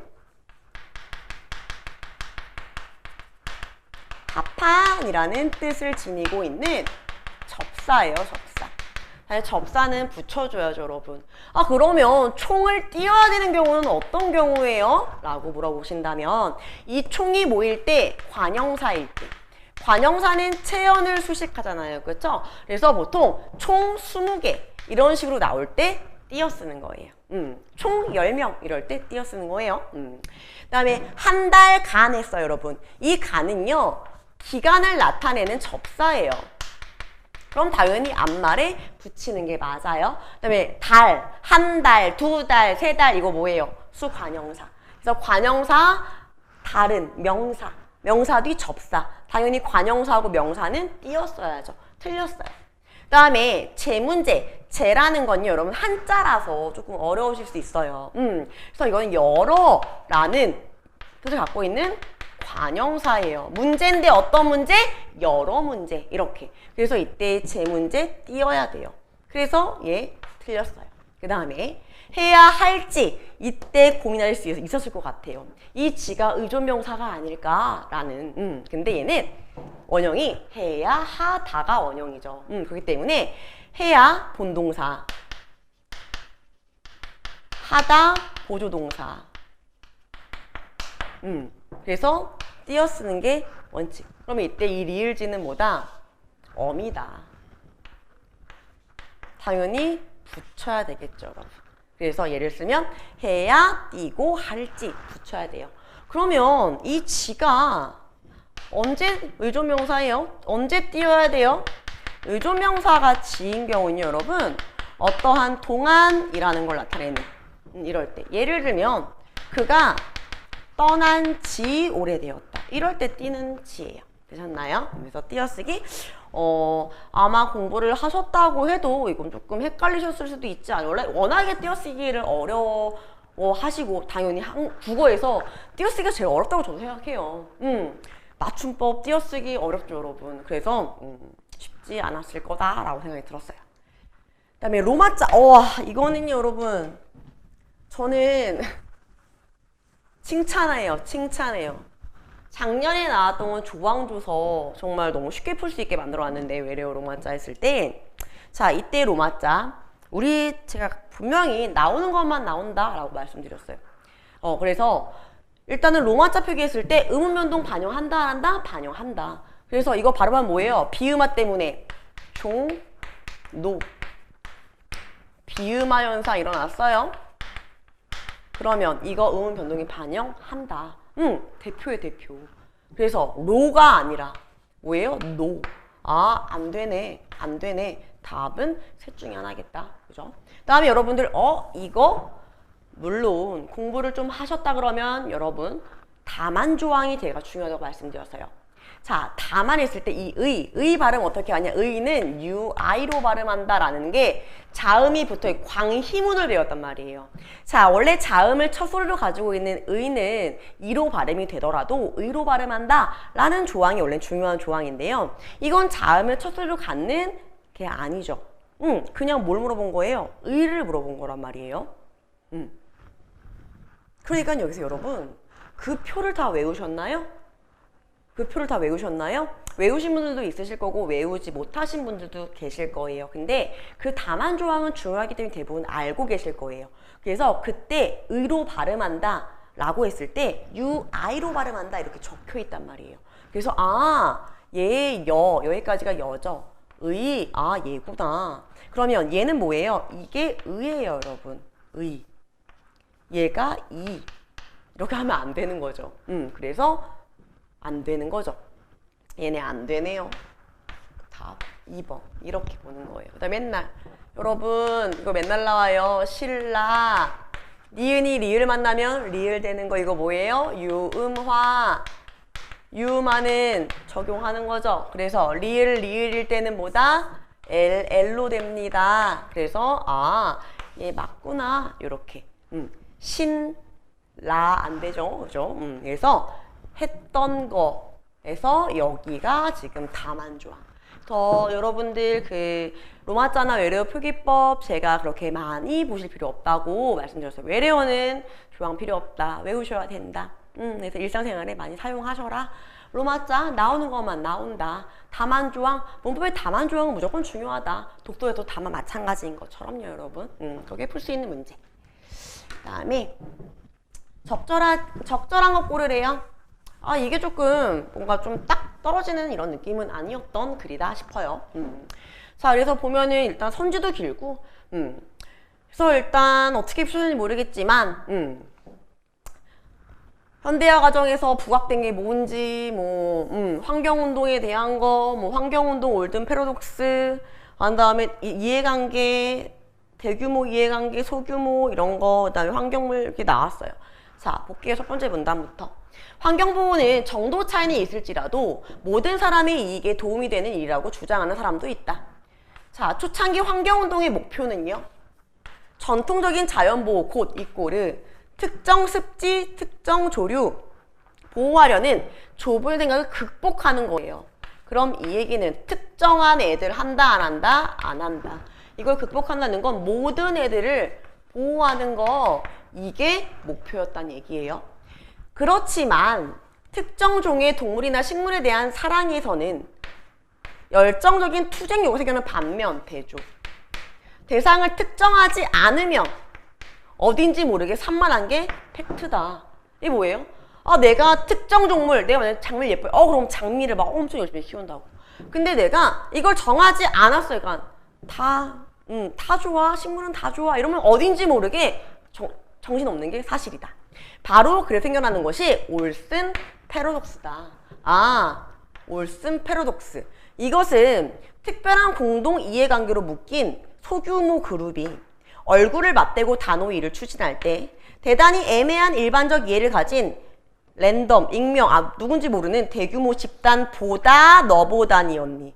추진력이 훨씬 뛰어나다는 것이다. 그죠?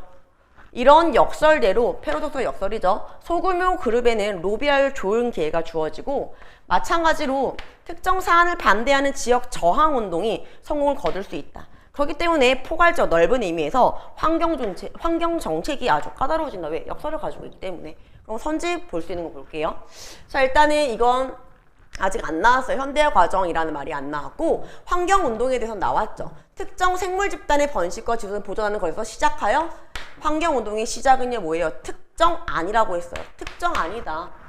전체를 아우르는 모든 걸 보호하자. 틀렸네요. 그 다음에 발생하는 올슨 패러독스 여기까지 맞는 말이라는 거 확인했고요. 해소되기 어려운 건 아직 안 나왔어요. 그 다음에 환경운동은 대규모 집단의 이해관계가 소규모 집단의 이해관계와 일치할 때 일치하는 게 아니라 소규모 집단의 이해관계가 좀 더 뛰어난 추진력을 보인다. 그때 나타나는 게 패러독스. 그래서 틀렸어요. 환경운동은 얘네가 일으킬 때에 더 성공을 거둔다라고 나왔기 때문에 안 되고. 생물학적 다양성을 위한 공유주의에 따라 진행되어야 하며 이 과정에서 개인의 이기심은 아예 지금 나오지 않은 말. 그죠? 그럼 이 뒤에 한번 마지막 가볼게요.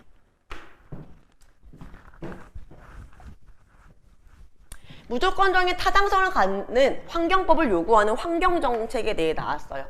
애초부터 좌절될 수밖에 없다. 실패래요. 환경정책. 환경정책. 비록 나라와 문화마다 정도가 매우 다르긴 하지만 자, 현대화 과정에서 족벌에 대한 충성심을 넘어서서 그러면 이걸 뛰어넘어 다른 가치를 더욱 중시하는 충성심이 발달했대요. 환경정책은 이 과정에서 중요한 기회를 얻었대요.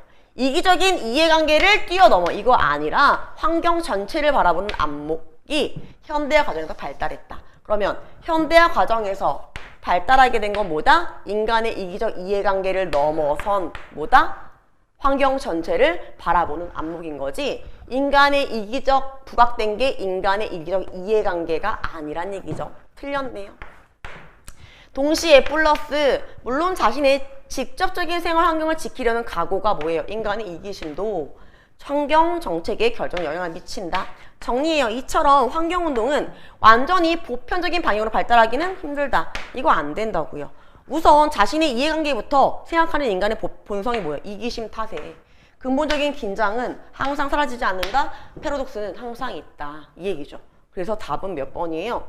3번이고요. 여기 틀린 이유는 뭐예요? 공유주의 원칙 이런 말 나오지도 않았어요. 작용하지 않는다? 결정적이다 라고 나왔죠. 그래서 여러분들 하나 또 기억하세요. 본문에서 보지 못한 단어는 절대 적절한 답일 수 없다라는 거. 자, 단어의 표기. 여러분들 이거 사이시오 조항이에요. 제30항 사이시오 표기 조항. 기억나시나요, 여러분? 자, 그러면 한번 떠올려 볼까요? 사이시오 30항이에요. 자, 일단은 두 단어가 결합을 하죠. 자, 결합을 할 때 합성어여야 되죠. 그죠? 그래서 자, 두 단어가 결합할 때 둘 중에 하나는 무조건 뭐야? 순우리말 대 순우리말이거나 두 번째 순우리말 대 한자어의 결합이거나 이게 첫 번째. 두 번째 뭐예요? 앞말이 뭐로 끝나야 된다? 앞말이 모음으로 끝나는 경우 여기까지. 이게 전제 조건. 그러고 1번 된소리 2번 니은 첨가 3번 니은 첨가 이렇게 수업을 했었어요, 여러분. 자, 그러면 맨날 오답으로 나오는 단골 손님이에요, 여러분. 사이시오 문제를 조금이라도 풀어보셨다면 한 번은 낚여봤을 만한. 왜냐면 우리는 인사말이 이렇게 발음해요. 근데 인사말이라고 발음하는 게 잘못된 거예요. 인사말이 이렇게 발음해야 되는 거예요. 그래서 얘는 무조건 맞아요.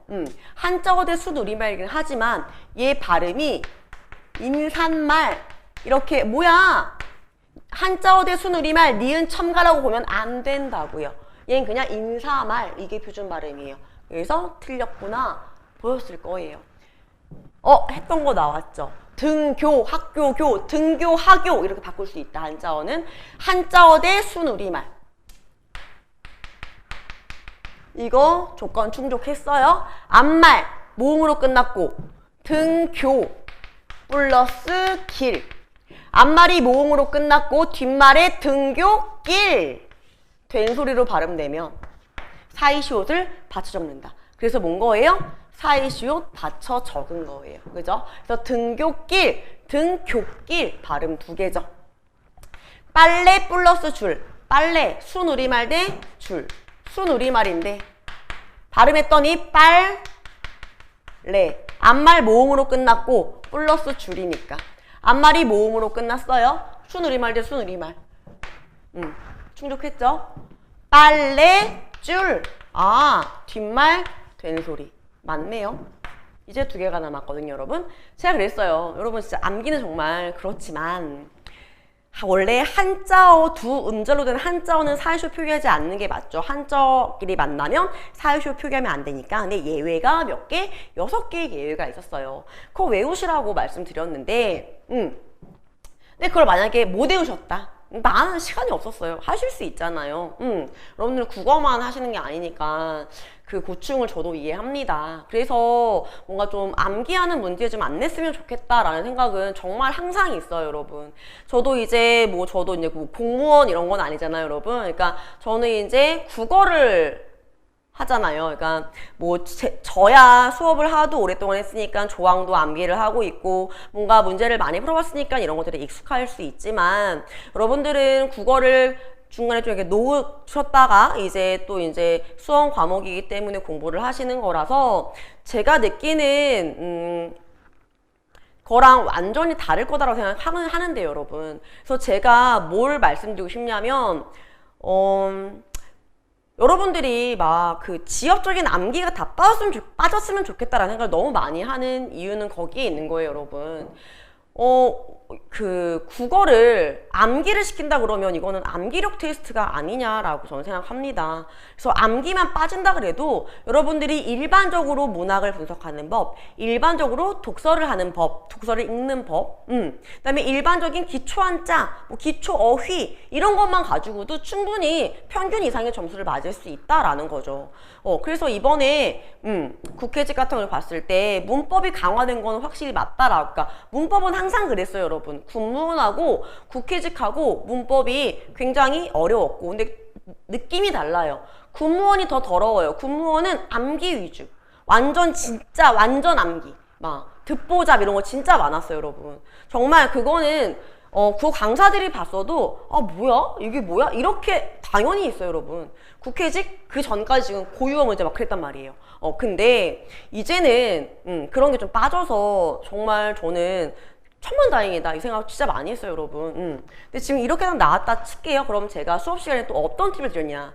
저는 수업 시간에 조항 다 외우세요 이런 말 절대 안 한단 말이에요, 여러분. 그러니까 암기를 최소화하려는 편이에요. 뭐든 최소화, 시간 줄여야 되고 공부는 좀 쉽게 할 수 있어야 되니까. 그래서 문법에서 한자 떠올려 보시라 했잖아요. 말맞자, 말 사이간. 그래서 마구 플러스 간이잖아요.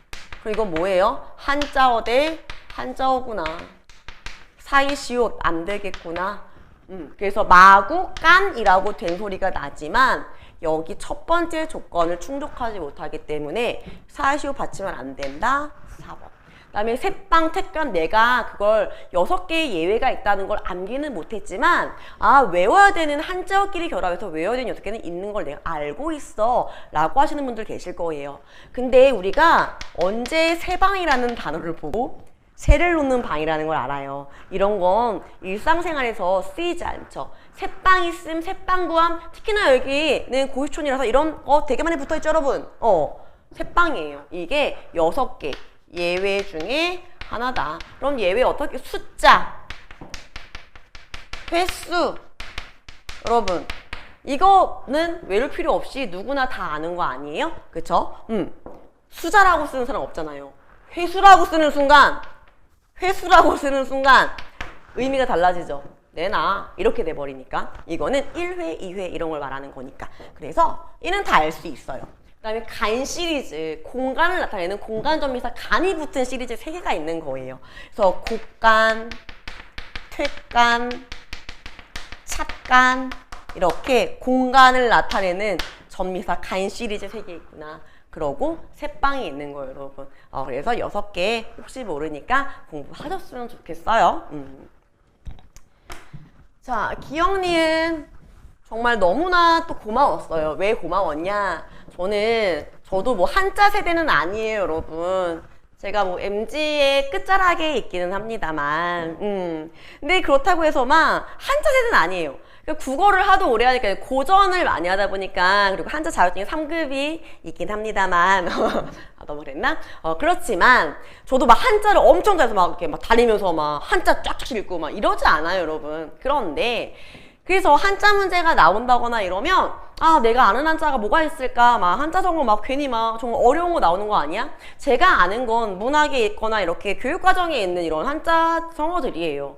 그래서 막 듣보자 한자성어일 때는 와 진짜 너무 어렵다. 이거를 공부를 한다고? 이렇게 범위가 깊게 이렇게 한자 이런 부수 파트에 국어 시험에서의 한자의 비중이 이렇다고 막 이런 느낌이었어요. 한자 수준이 이렇다고? 이건 좀 에바다 이런 느낌이었거든요. 근데 작년까지만 해도 그랬어요. 한자만 떴다면 뭐야 이거 이랬단 말이에요.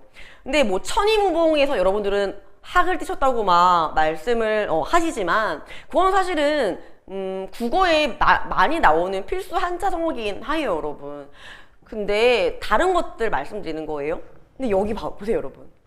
나 진짜 이거 우리 너무 많이 봤던 기본 그죠? 특히나 문학 이걸 내줬다는 건 너무 진짜 와 이거는 칭찬할 일이에요. 이렇게 출제해야 정상이죠. 국어 시험 낸다면서요. 한자 문제 한자 시험 아니잖아요. 한문학과 가려는 것도 아닌데 그러니까는 이게 맞다는 얘기예요. 한자 성어에서 우리가 일상생활에 사용할 수 있는 거 쉬운 걸로 이거 정말 너무 좋은 것 같아요. 그래서 이제 운수 좋은 날이라고 근데 이렇게 한자를 내는데 또 너무 진짜 고맙게 누구나 아는 한국 사람이라면 설렁탕을 왜 못 먹어 이년아 들으면 아는 그 작품이 나왔어요. 현진건에. 그래서 여기를 뭐 빠르게 읽어도 되고 이 고함이야말로 어떤 고함? 이 오라질년 나와보지도 않아. 남편 들어오는데 나와보지도 않아. 제 몸을 엄습해 오는. 엄습이 뭐예요? 갑자기 닥친다는 얘기죠. 엄습, 조여오는 무시무시한 증을 쫓아버리려는 모모인 까닭이다. 그러면 우리가 무서움을 쫓을 때 일부러 큰 소리 치는 걸 뭐라 그래요? 허세 부린다고 얘기하는 거죠. 허세, 허장성세. 이렇게 들어가겠네요. 그죠? 자, 그 다음에 여기에서 방 안에 들어왔어요. 그 유명한 부분, 너무 슬픈 부분인데 여러분. 설렁탕을 놓을 사이도 없이 목청 있는 대로 다 내어 호통치면서 누워만 있으면 제일이야. 남편이와도 일어나 지를 못해 라는 소리와 함께. 그러면 뭐 주장창 허구한 날 주장창 계속 이 뜻이죠. 계속 누워만 있으면 이 얘기죠. 쉬지 않고 주야장천 낮밤으로 쉬지 않고 밤낮 낮밤으로 쉬지 않고. 그러면 답 몇 번? 5번. 이때 전전반측은 문학에서 맨날 했어요. 전전반측 이쪽으로 뒤척였다 저로 뒤척였다. 그래서 이거는 걱정이 많아서 뒤척일 때. 그다음에 주야불식도 낮밤으로 쉬지 않는 밤낮으로 쉬지 않는 걸 말해요. 그래서 의미가 유사할 수 있으니까 헷갈리는 거 아닌 이런 뭐라 그래 오류의 이런 가능성이 있을 뻔한 그러니까 태클을 받기 싫었나 봐요. 그래서 확실하게 딱 구분해줬다. 그 다음에 허장선생은 허세 이렇게 왜 노심초사해. 걔는 맨날 노심초사해 뭐야 계속 노상 뭐예요? 초조하고 불안해하는 게 노심초사. 초조해하는 거. 그 다음에 절치부심. 이건 약간 좀 군담 소설에서 많이 나왔죠. 절치부심. 약간 좀 이를 바득바득 깔면서 이 느낌. 이치자. 그래서 그렇게 생각하시라고. 그래서 절치부심 그러면은 분노에 차가지고 이를 바득바득 깔고 분노에 차 있는 분노. 이렇게 외우시면 될 것 같아요. 그래서 되게 정말 너무 사실 이거 보고 다행이다 싶었어요, 여러분. 다행이다. 기억에 들어갈 내용으로 적절한 것 이랬는데 자 신석기 시대 여기에서 이제 이로써 정리하는데 남성이 주요 생산활동을 담당하게 되고 이러고 뒤에를 찾으라고 얘기를 했단 말이에요. 그래서 첫 번째 빠르게 읽으시면 신석기 시대에 농사가 시작됐고요. 신석기 농사 시작. 여성의 역할은 더 커졌다. 농사는 야생동물이 밀집한 지역에서 이를 이렇게 계산하면서 시작되었다. 자, 정리해. 이처럼 농사는 체질활동의 연장성산에서 발생했기 때문에 처음에는 주로 여성 담당. 더욱 당시 농업기술은 보잘것없었고 이를 극복할 별다른 방법도 없었다. 이러한 단계에서 인간들이 풍요로운 생활을 누리기 위해서는 종족번식 이꼬르 출산력이 중요했다. 자, 그러나 신석기 시대 중후반에는 어땠냐? 농경이 본격적으로 발전하면서 넓은 땅의 개간이나 밭과 밭가리에는 엄청난 노동력과 강한 근력이 요구가 되는 거예요. 아, 본격적 발전하면서 엄청난 노동력과 엄청난 힘이 요구되는구나. 농사는 더 이상 여성의 섬세함만으로 할 수 없는 아주 고된 일로 바뀌었다. 근데 이 무렵에 집짐승 기르기가 시작되면서 집짐승 기르기 남성들이 이제 더 이상 사냥을 할 필요가 없었다. 자, 사냥 활동에서 벗어난 남성들은 생산 활동의 새로운 주인공이 되었다. 그럼 원래 주인공은 여자였다는 얘기네요. 그리고 여성들은 보조자로 밀려나서 주로 집안일이나 육아를 담당하게 됐다. 이렇게 남성이 주요 생산활동을, 주요라는 얘기는 생산활동을 같이 하는데 남자가 주가 되는 거고 여자는 서포트, 캐리를 하는다라는 의미죠. 그죠? 그럼 여기에서 사회적 위상과 역할이 달라지게 됐다. 맞네요. 남성 사냥하다가 생산의 주요 활동 농사를 짓기 시작하고 여자는 농사 짓다가 집안일을 하게 된다. 답 1번이에요. 근데 여성은 완전히 배제? 보조자로 밀려났다고요. 틀렸죠. 남성이 남성으로서의 제 역할? 그러면 힘센 여자는 남성인가요? 여기에서 남성으로서의 제 역할? 엄청난 노동력과 강한 근력, 강인한 여성들도 할 수 있습니다. 그래서 남성으로서의 제 역할, 남성은 여성을 시조공대 인정하지 않다니요. 나의 서브, 부사수로 두는 거죠. 사수 대 부사수, 이런 느낌. 그 다음에 사냥활동에서 대체 여자가 사냥? 사냥활동이 아예 없어졌다. 집에서 짐승 길렀다. 요렇게. 그 다음에 기억에 대한 설명 적절한 것 이랬는데 자, 이걸 봤을 때는 여러분들이 이제 글을 얼마나 빠르게 눈으로 이제 사실은 이게 짧고 뭔가 하나의 요소에 대해 말하고 그러니까 내 입장에서 뭔가 긴장되지 않는 지문들은요, 여러분 빨리빨리 그냥 눈으로 보는 게 맞는 거예요, 여러분. 그래서 지금 보게 되면은 헤이안 시대 여성인데 일본 여자래. 일본 문학 세계가 열렸던 건 헤이안 시대의 여성이래요. 그 시대 대부분 책은 자신들의 목소리를 발견할 수 없었을 것이다. 그러면 기억의 여성들의 목소리를 발견할 수 없었다. 그럼 대부분 책에는 이 여성들의 목소리가 없대요. 그래서 한편으로는 읽을거리를 늘리기 위해 책을 만들기 위해서 그리고 다른 한편으로는 그들만의 기억만의 독특한 취향에 맞는 읽을거리를 손에 넣기 위해 여성들은 그들만의 고유한 문화를 만들어냈다. 그 문학을 기록하기 위해 어떤 문학? 그 여성들, 기억의 고유한 문학. 기록하기 위해 그들에게 허용된 언어, 여자들에게 허용된 언어, 기억에게 허용된 언어를 목소리로 옮긴 이걸 개발하기에 이르렀는데 이 언어는 한자 구조 거의 배제, 이거 뺀 거 특징이다. 여성들에게만 국한되어 쓰이면서 여성들의 글자로 알려지게 되었다. 여기까지 읽어볼게요. 그 다음에 읽을거리에 대한 열망을 문학 창작의 동력 나왔네요. 답 1번. 근데 이렇게 체크할 깡이 없을 수 있잖아요, 여러분. 그래서 우리는 또 확인을 합니다. 창작 국면에서 자신의 언어를 그대로 언어를 담아냈다. 궁정에서 궁정 얘기 아직 안 나왔는데 그 다음에 한문학에 대한 바탕으로 암이죠. 한문은 거의 배제. 한문 몰라도 할 수 있다. 네, 문필활동은 남성 전유력 때문에 아니죠. 얘네 그들만의 독특한 취향에 맞는 틀렸죠. 답은 둘 중에 하나인데 이렇게 그러면 이제 얘 어디 있어요? 궁정이란 말 어디 있을까요? 궁정 없네요. 그 다음에 그럼 궁정은 어딨냐? 여기 있네요. 자, 그 당시 궁정의 남자 관리들 대부분 시간을 할애했던 정치적 술책에 대해서는 관심을 보이지 않아요. 언어와 정치와는 분리되어 있었기 때문에 셰이쇼나곤 이 부인조차도 이런 활동에 대해서는 풍문, 소문 이상으로 묘사할 수가 없었다. 그러면 묘사한다 못한다? 치밀한 묘사 못한다. 그래서 이렇게 찾아서 확인하셔도 돼요. 자, 외래어 나왔어요, 여러분. 우리 또 근데 외래어에서 이제 어려운 게 나왔느냐? 일단은 외래어 조항에서 여러분 기억하시는 거 있으실 거예요. 그 로마자 표기하고 겹치는 게 있으니 된소리는 허용하지 않는다. 된소리 잘 안 쓴다. 이거 아시죠? 그래서 꽁트 봤을 때 아니야 얘는 콩이야 라고 된소리 노. 이거 풀었을 거라고 생각합니다.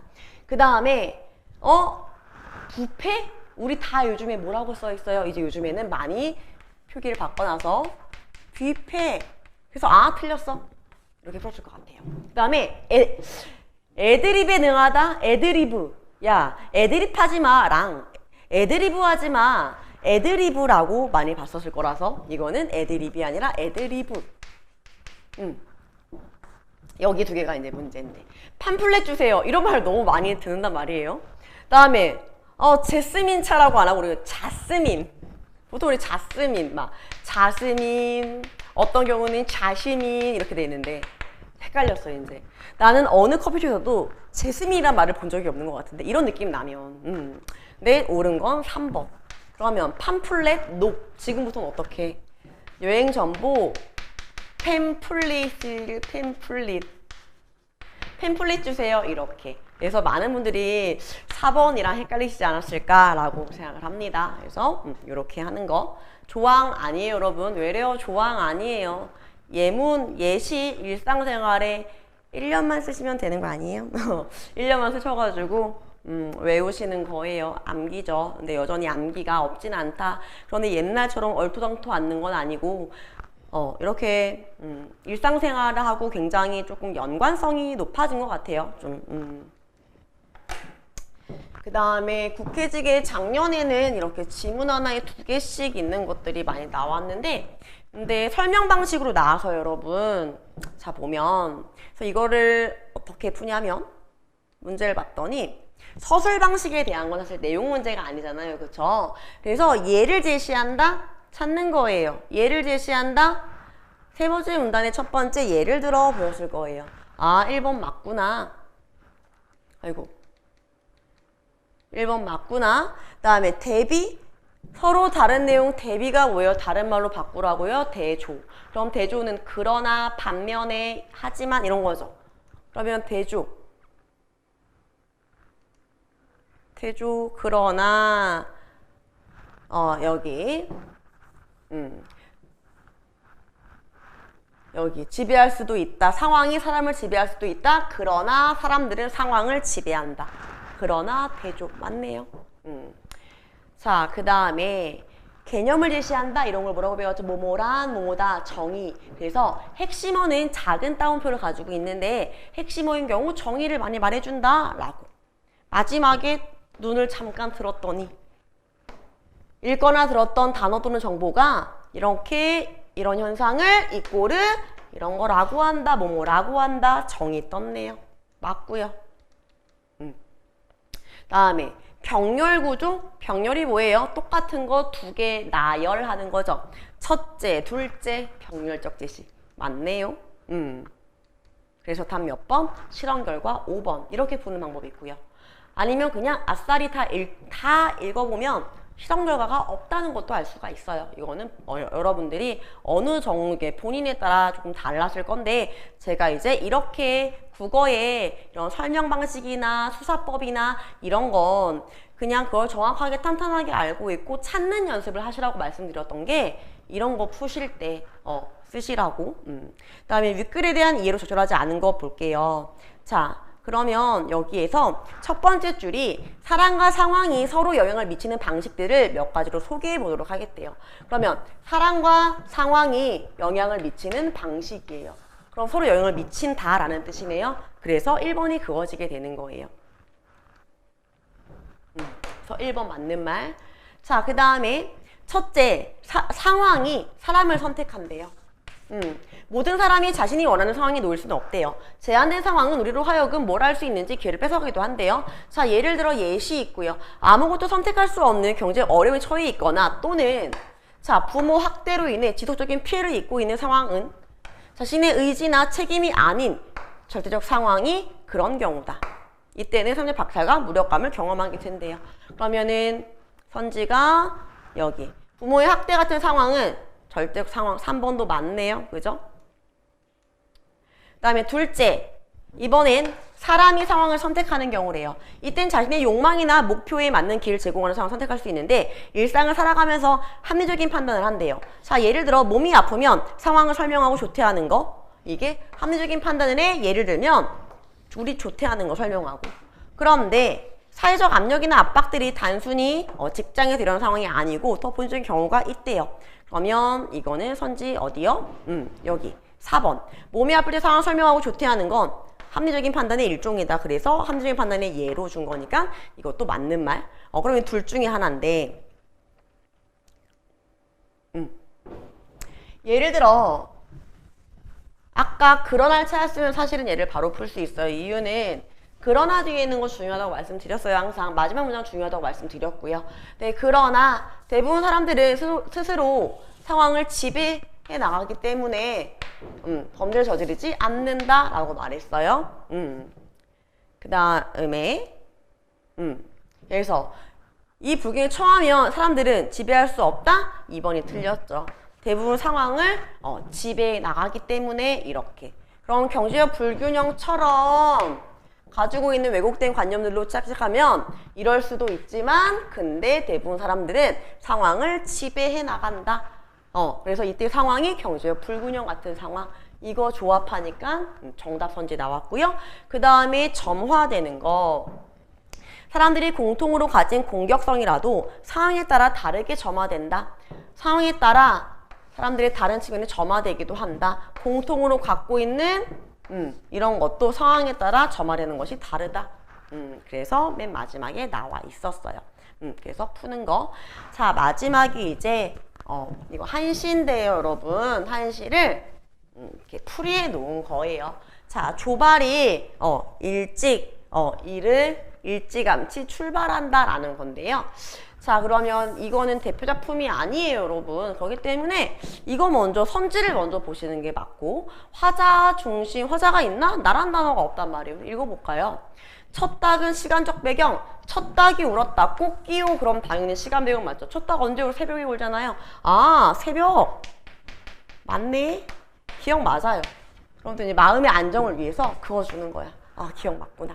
그 다음에 둘째 닭이 울더니 작은 별, 큰 별이 떨어지는데 여기까지 보면은 시간적 배경이 뭐다? 새벽에. 자, 문을 들락거리며 살짝 행인은 길 떠날 준비를 한다. 그럼 지금 행인이 등장했고요. 얘가 길 떠날 준비를 하는 건 화자는 바라보고 있겠네요. 그럼 이때 살짝 그럼 여기 살짝은 조심스러운 심리를 나타낸다. 우리가 생각해봐요, 여러분. 새벽에 여러분 집에 나오려고 해. 그때 문을 왔다 갔다 하면서 살짝 움직이는데 조심스럽다라는 건 누구나 알 수 있죠. 맞네요. 그러면 얘 안 되네요. 아, 얘네 맞네. 리을 맞는 거네요, 여러분. 이렇게 얻어가는 거. 화자는 나그네와 주인을 관찰 대상을 삼고 있다. 자, 나그네가 새벽 틈타 떠나려고 했는데 그럼 행인이 나그네겠죠. 주인은 안 된다며 보내질 않는구나. 채찍을 손에 쥔 채 못 이긴 척 돌아서니 닭만 괜히 번거롭게 귀찮게 했구나 라는 거예요. 이럴 줄 알았으면 이 얘긴데. 자, 그러면 화자는 나그네와 주인을 관찰대 삼고 있다. 왜? 자기 얘기가 아니잖아요. 화자는 안 나오는 지금 나그네하고 행인이 서로 나그네가 가려고 했는데 주인이 안 된다고 붙잡아서 행인이 어쩔 수 없이 주인과 같이 가는 이 모습을 보고 있구나. 당연히 맞는 거죠. 나그네와 주인의 관계가 닭 울음으로 인해 달라진다? 닭 울음 전에 관계가 어땠는지 나와요? 관계 안 나온단 말이에요. 그래서 관계가 달라지는 건 긍정에서 부정, 부정에서 긍정 이렇게 바뀌어야 되는데 사랑했던 사이였는데 이별했다가 이런 게 관계가 달라지는 거란 말이에요. 안 나오죠. 니은 틀려서 답 4번 이렇게 푸는 건데 그럼 이 작품은 어떤 작품이냐? 여러분들 새벽에 행인은 나그네예요. 나그네라는 건 그 집에 사는 사람이 아니죠. 잠깐 동안 들렸던 거예요. 들렀는데 그때 이제 주인이 그러면 우리 집에 하룻밤 편히 쉬었다 가세요 라고 이렇게 배려를 했겠잖아요. 그쵸? 그러니까 나그네가 이제 고맙다고 하면서 이런 온갖 배려를 다 이렇게 받았을 거예요. 그래서 이제 새벽에 떠나려는 거는 내가 만약에 주인이 깼어. 그래서 아침에 가려고 그러면 주인이 또 뭐라고 하겠어요? 아유, 어떻게 밥이라도 먹고 가라고. 이런 거예요, 여러분. 그러니까는 새벽에 떠날 채비를 하는 이유는 주인에 대한 배려죠. 주인에게 폐를 끼치고 싶지 않아서 배려하는 마음이에요. 그래서 틈타서 떠나려고 했어요. 왜? 아침 되면 주인에게 또다시 폐를 끼칠 수 있으니까. 근데 주인이 안 된다면 보내질 않아. 왜? 우리가 예상했던 그대로 밥 먹고 가세요. 밥 먹고 가. 주인도 나그네를 뭐 하는 거예요? 배려하는 거죠. 자, 그래서 채찍을 손에 쥔 채 못 이긴 척 돌아서니 밥 먹어야죠. 뭐 알았어요. 밥 먹을게요. 그래서 닭만 괜히 번거롭고 했다. 아, 이럴 줄 알았으면 결국 이렇게 패기실 줄 알았으면 붙잡힐 줄 알았으면 하면서 이제 닭 소리에 잠에서 깼다. 괜히 얘만 귀찮게 했다라고 그냥 얘기를 하고 있는 거예요, 여러분. 이렇게 해서 풀었을 때 어렵지 않은 난이도. 그냥 선지 보고 OX 갈 수 있을 정도. 그래서 여러분 제가 선지를 먼저 골라내는 이렇게 그어버리는 건 마음의 안정이 찾아옵니다. 하나라도 내가 그었다라는 이런 심리적 안정과 이것처럼 얻어 걸릴 일들이 있을 수 있다라는 거. 그래서 항상 지우면서 쾌감을 느끼시길 바래요. 자, 여기까지가 네 기출 해설이 끝났어요. 그래서 결과는 어떤지 모르겠지만 여러분들 이제 공부하는 방향에 대해서 확실히 잡으실 수 있을 것 같아요. 훨씬 더 좋아졌다.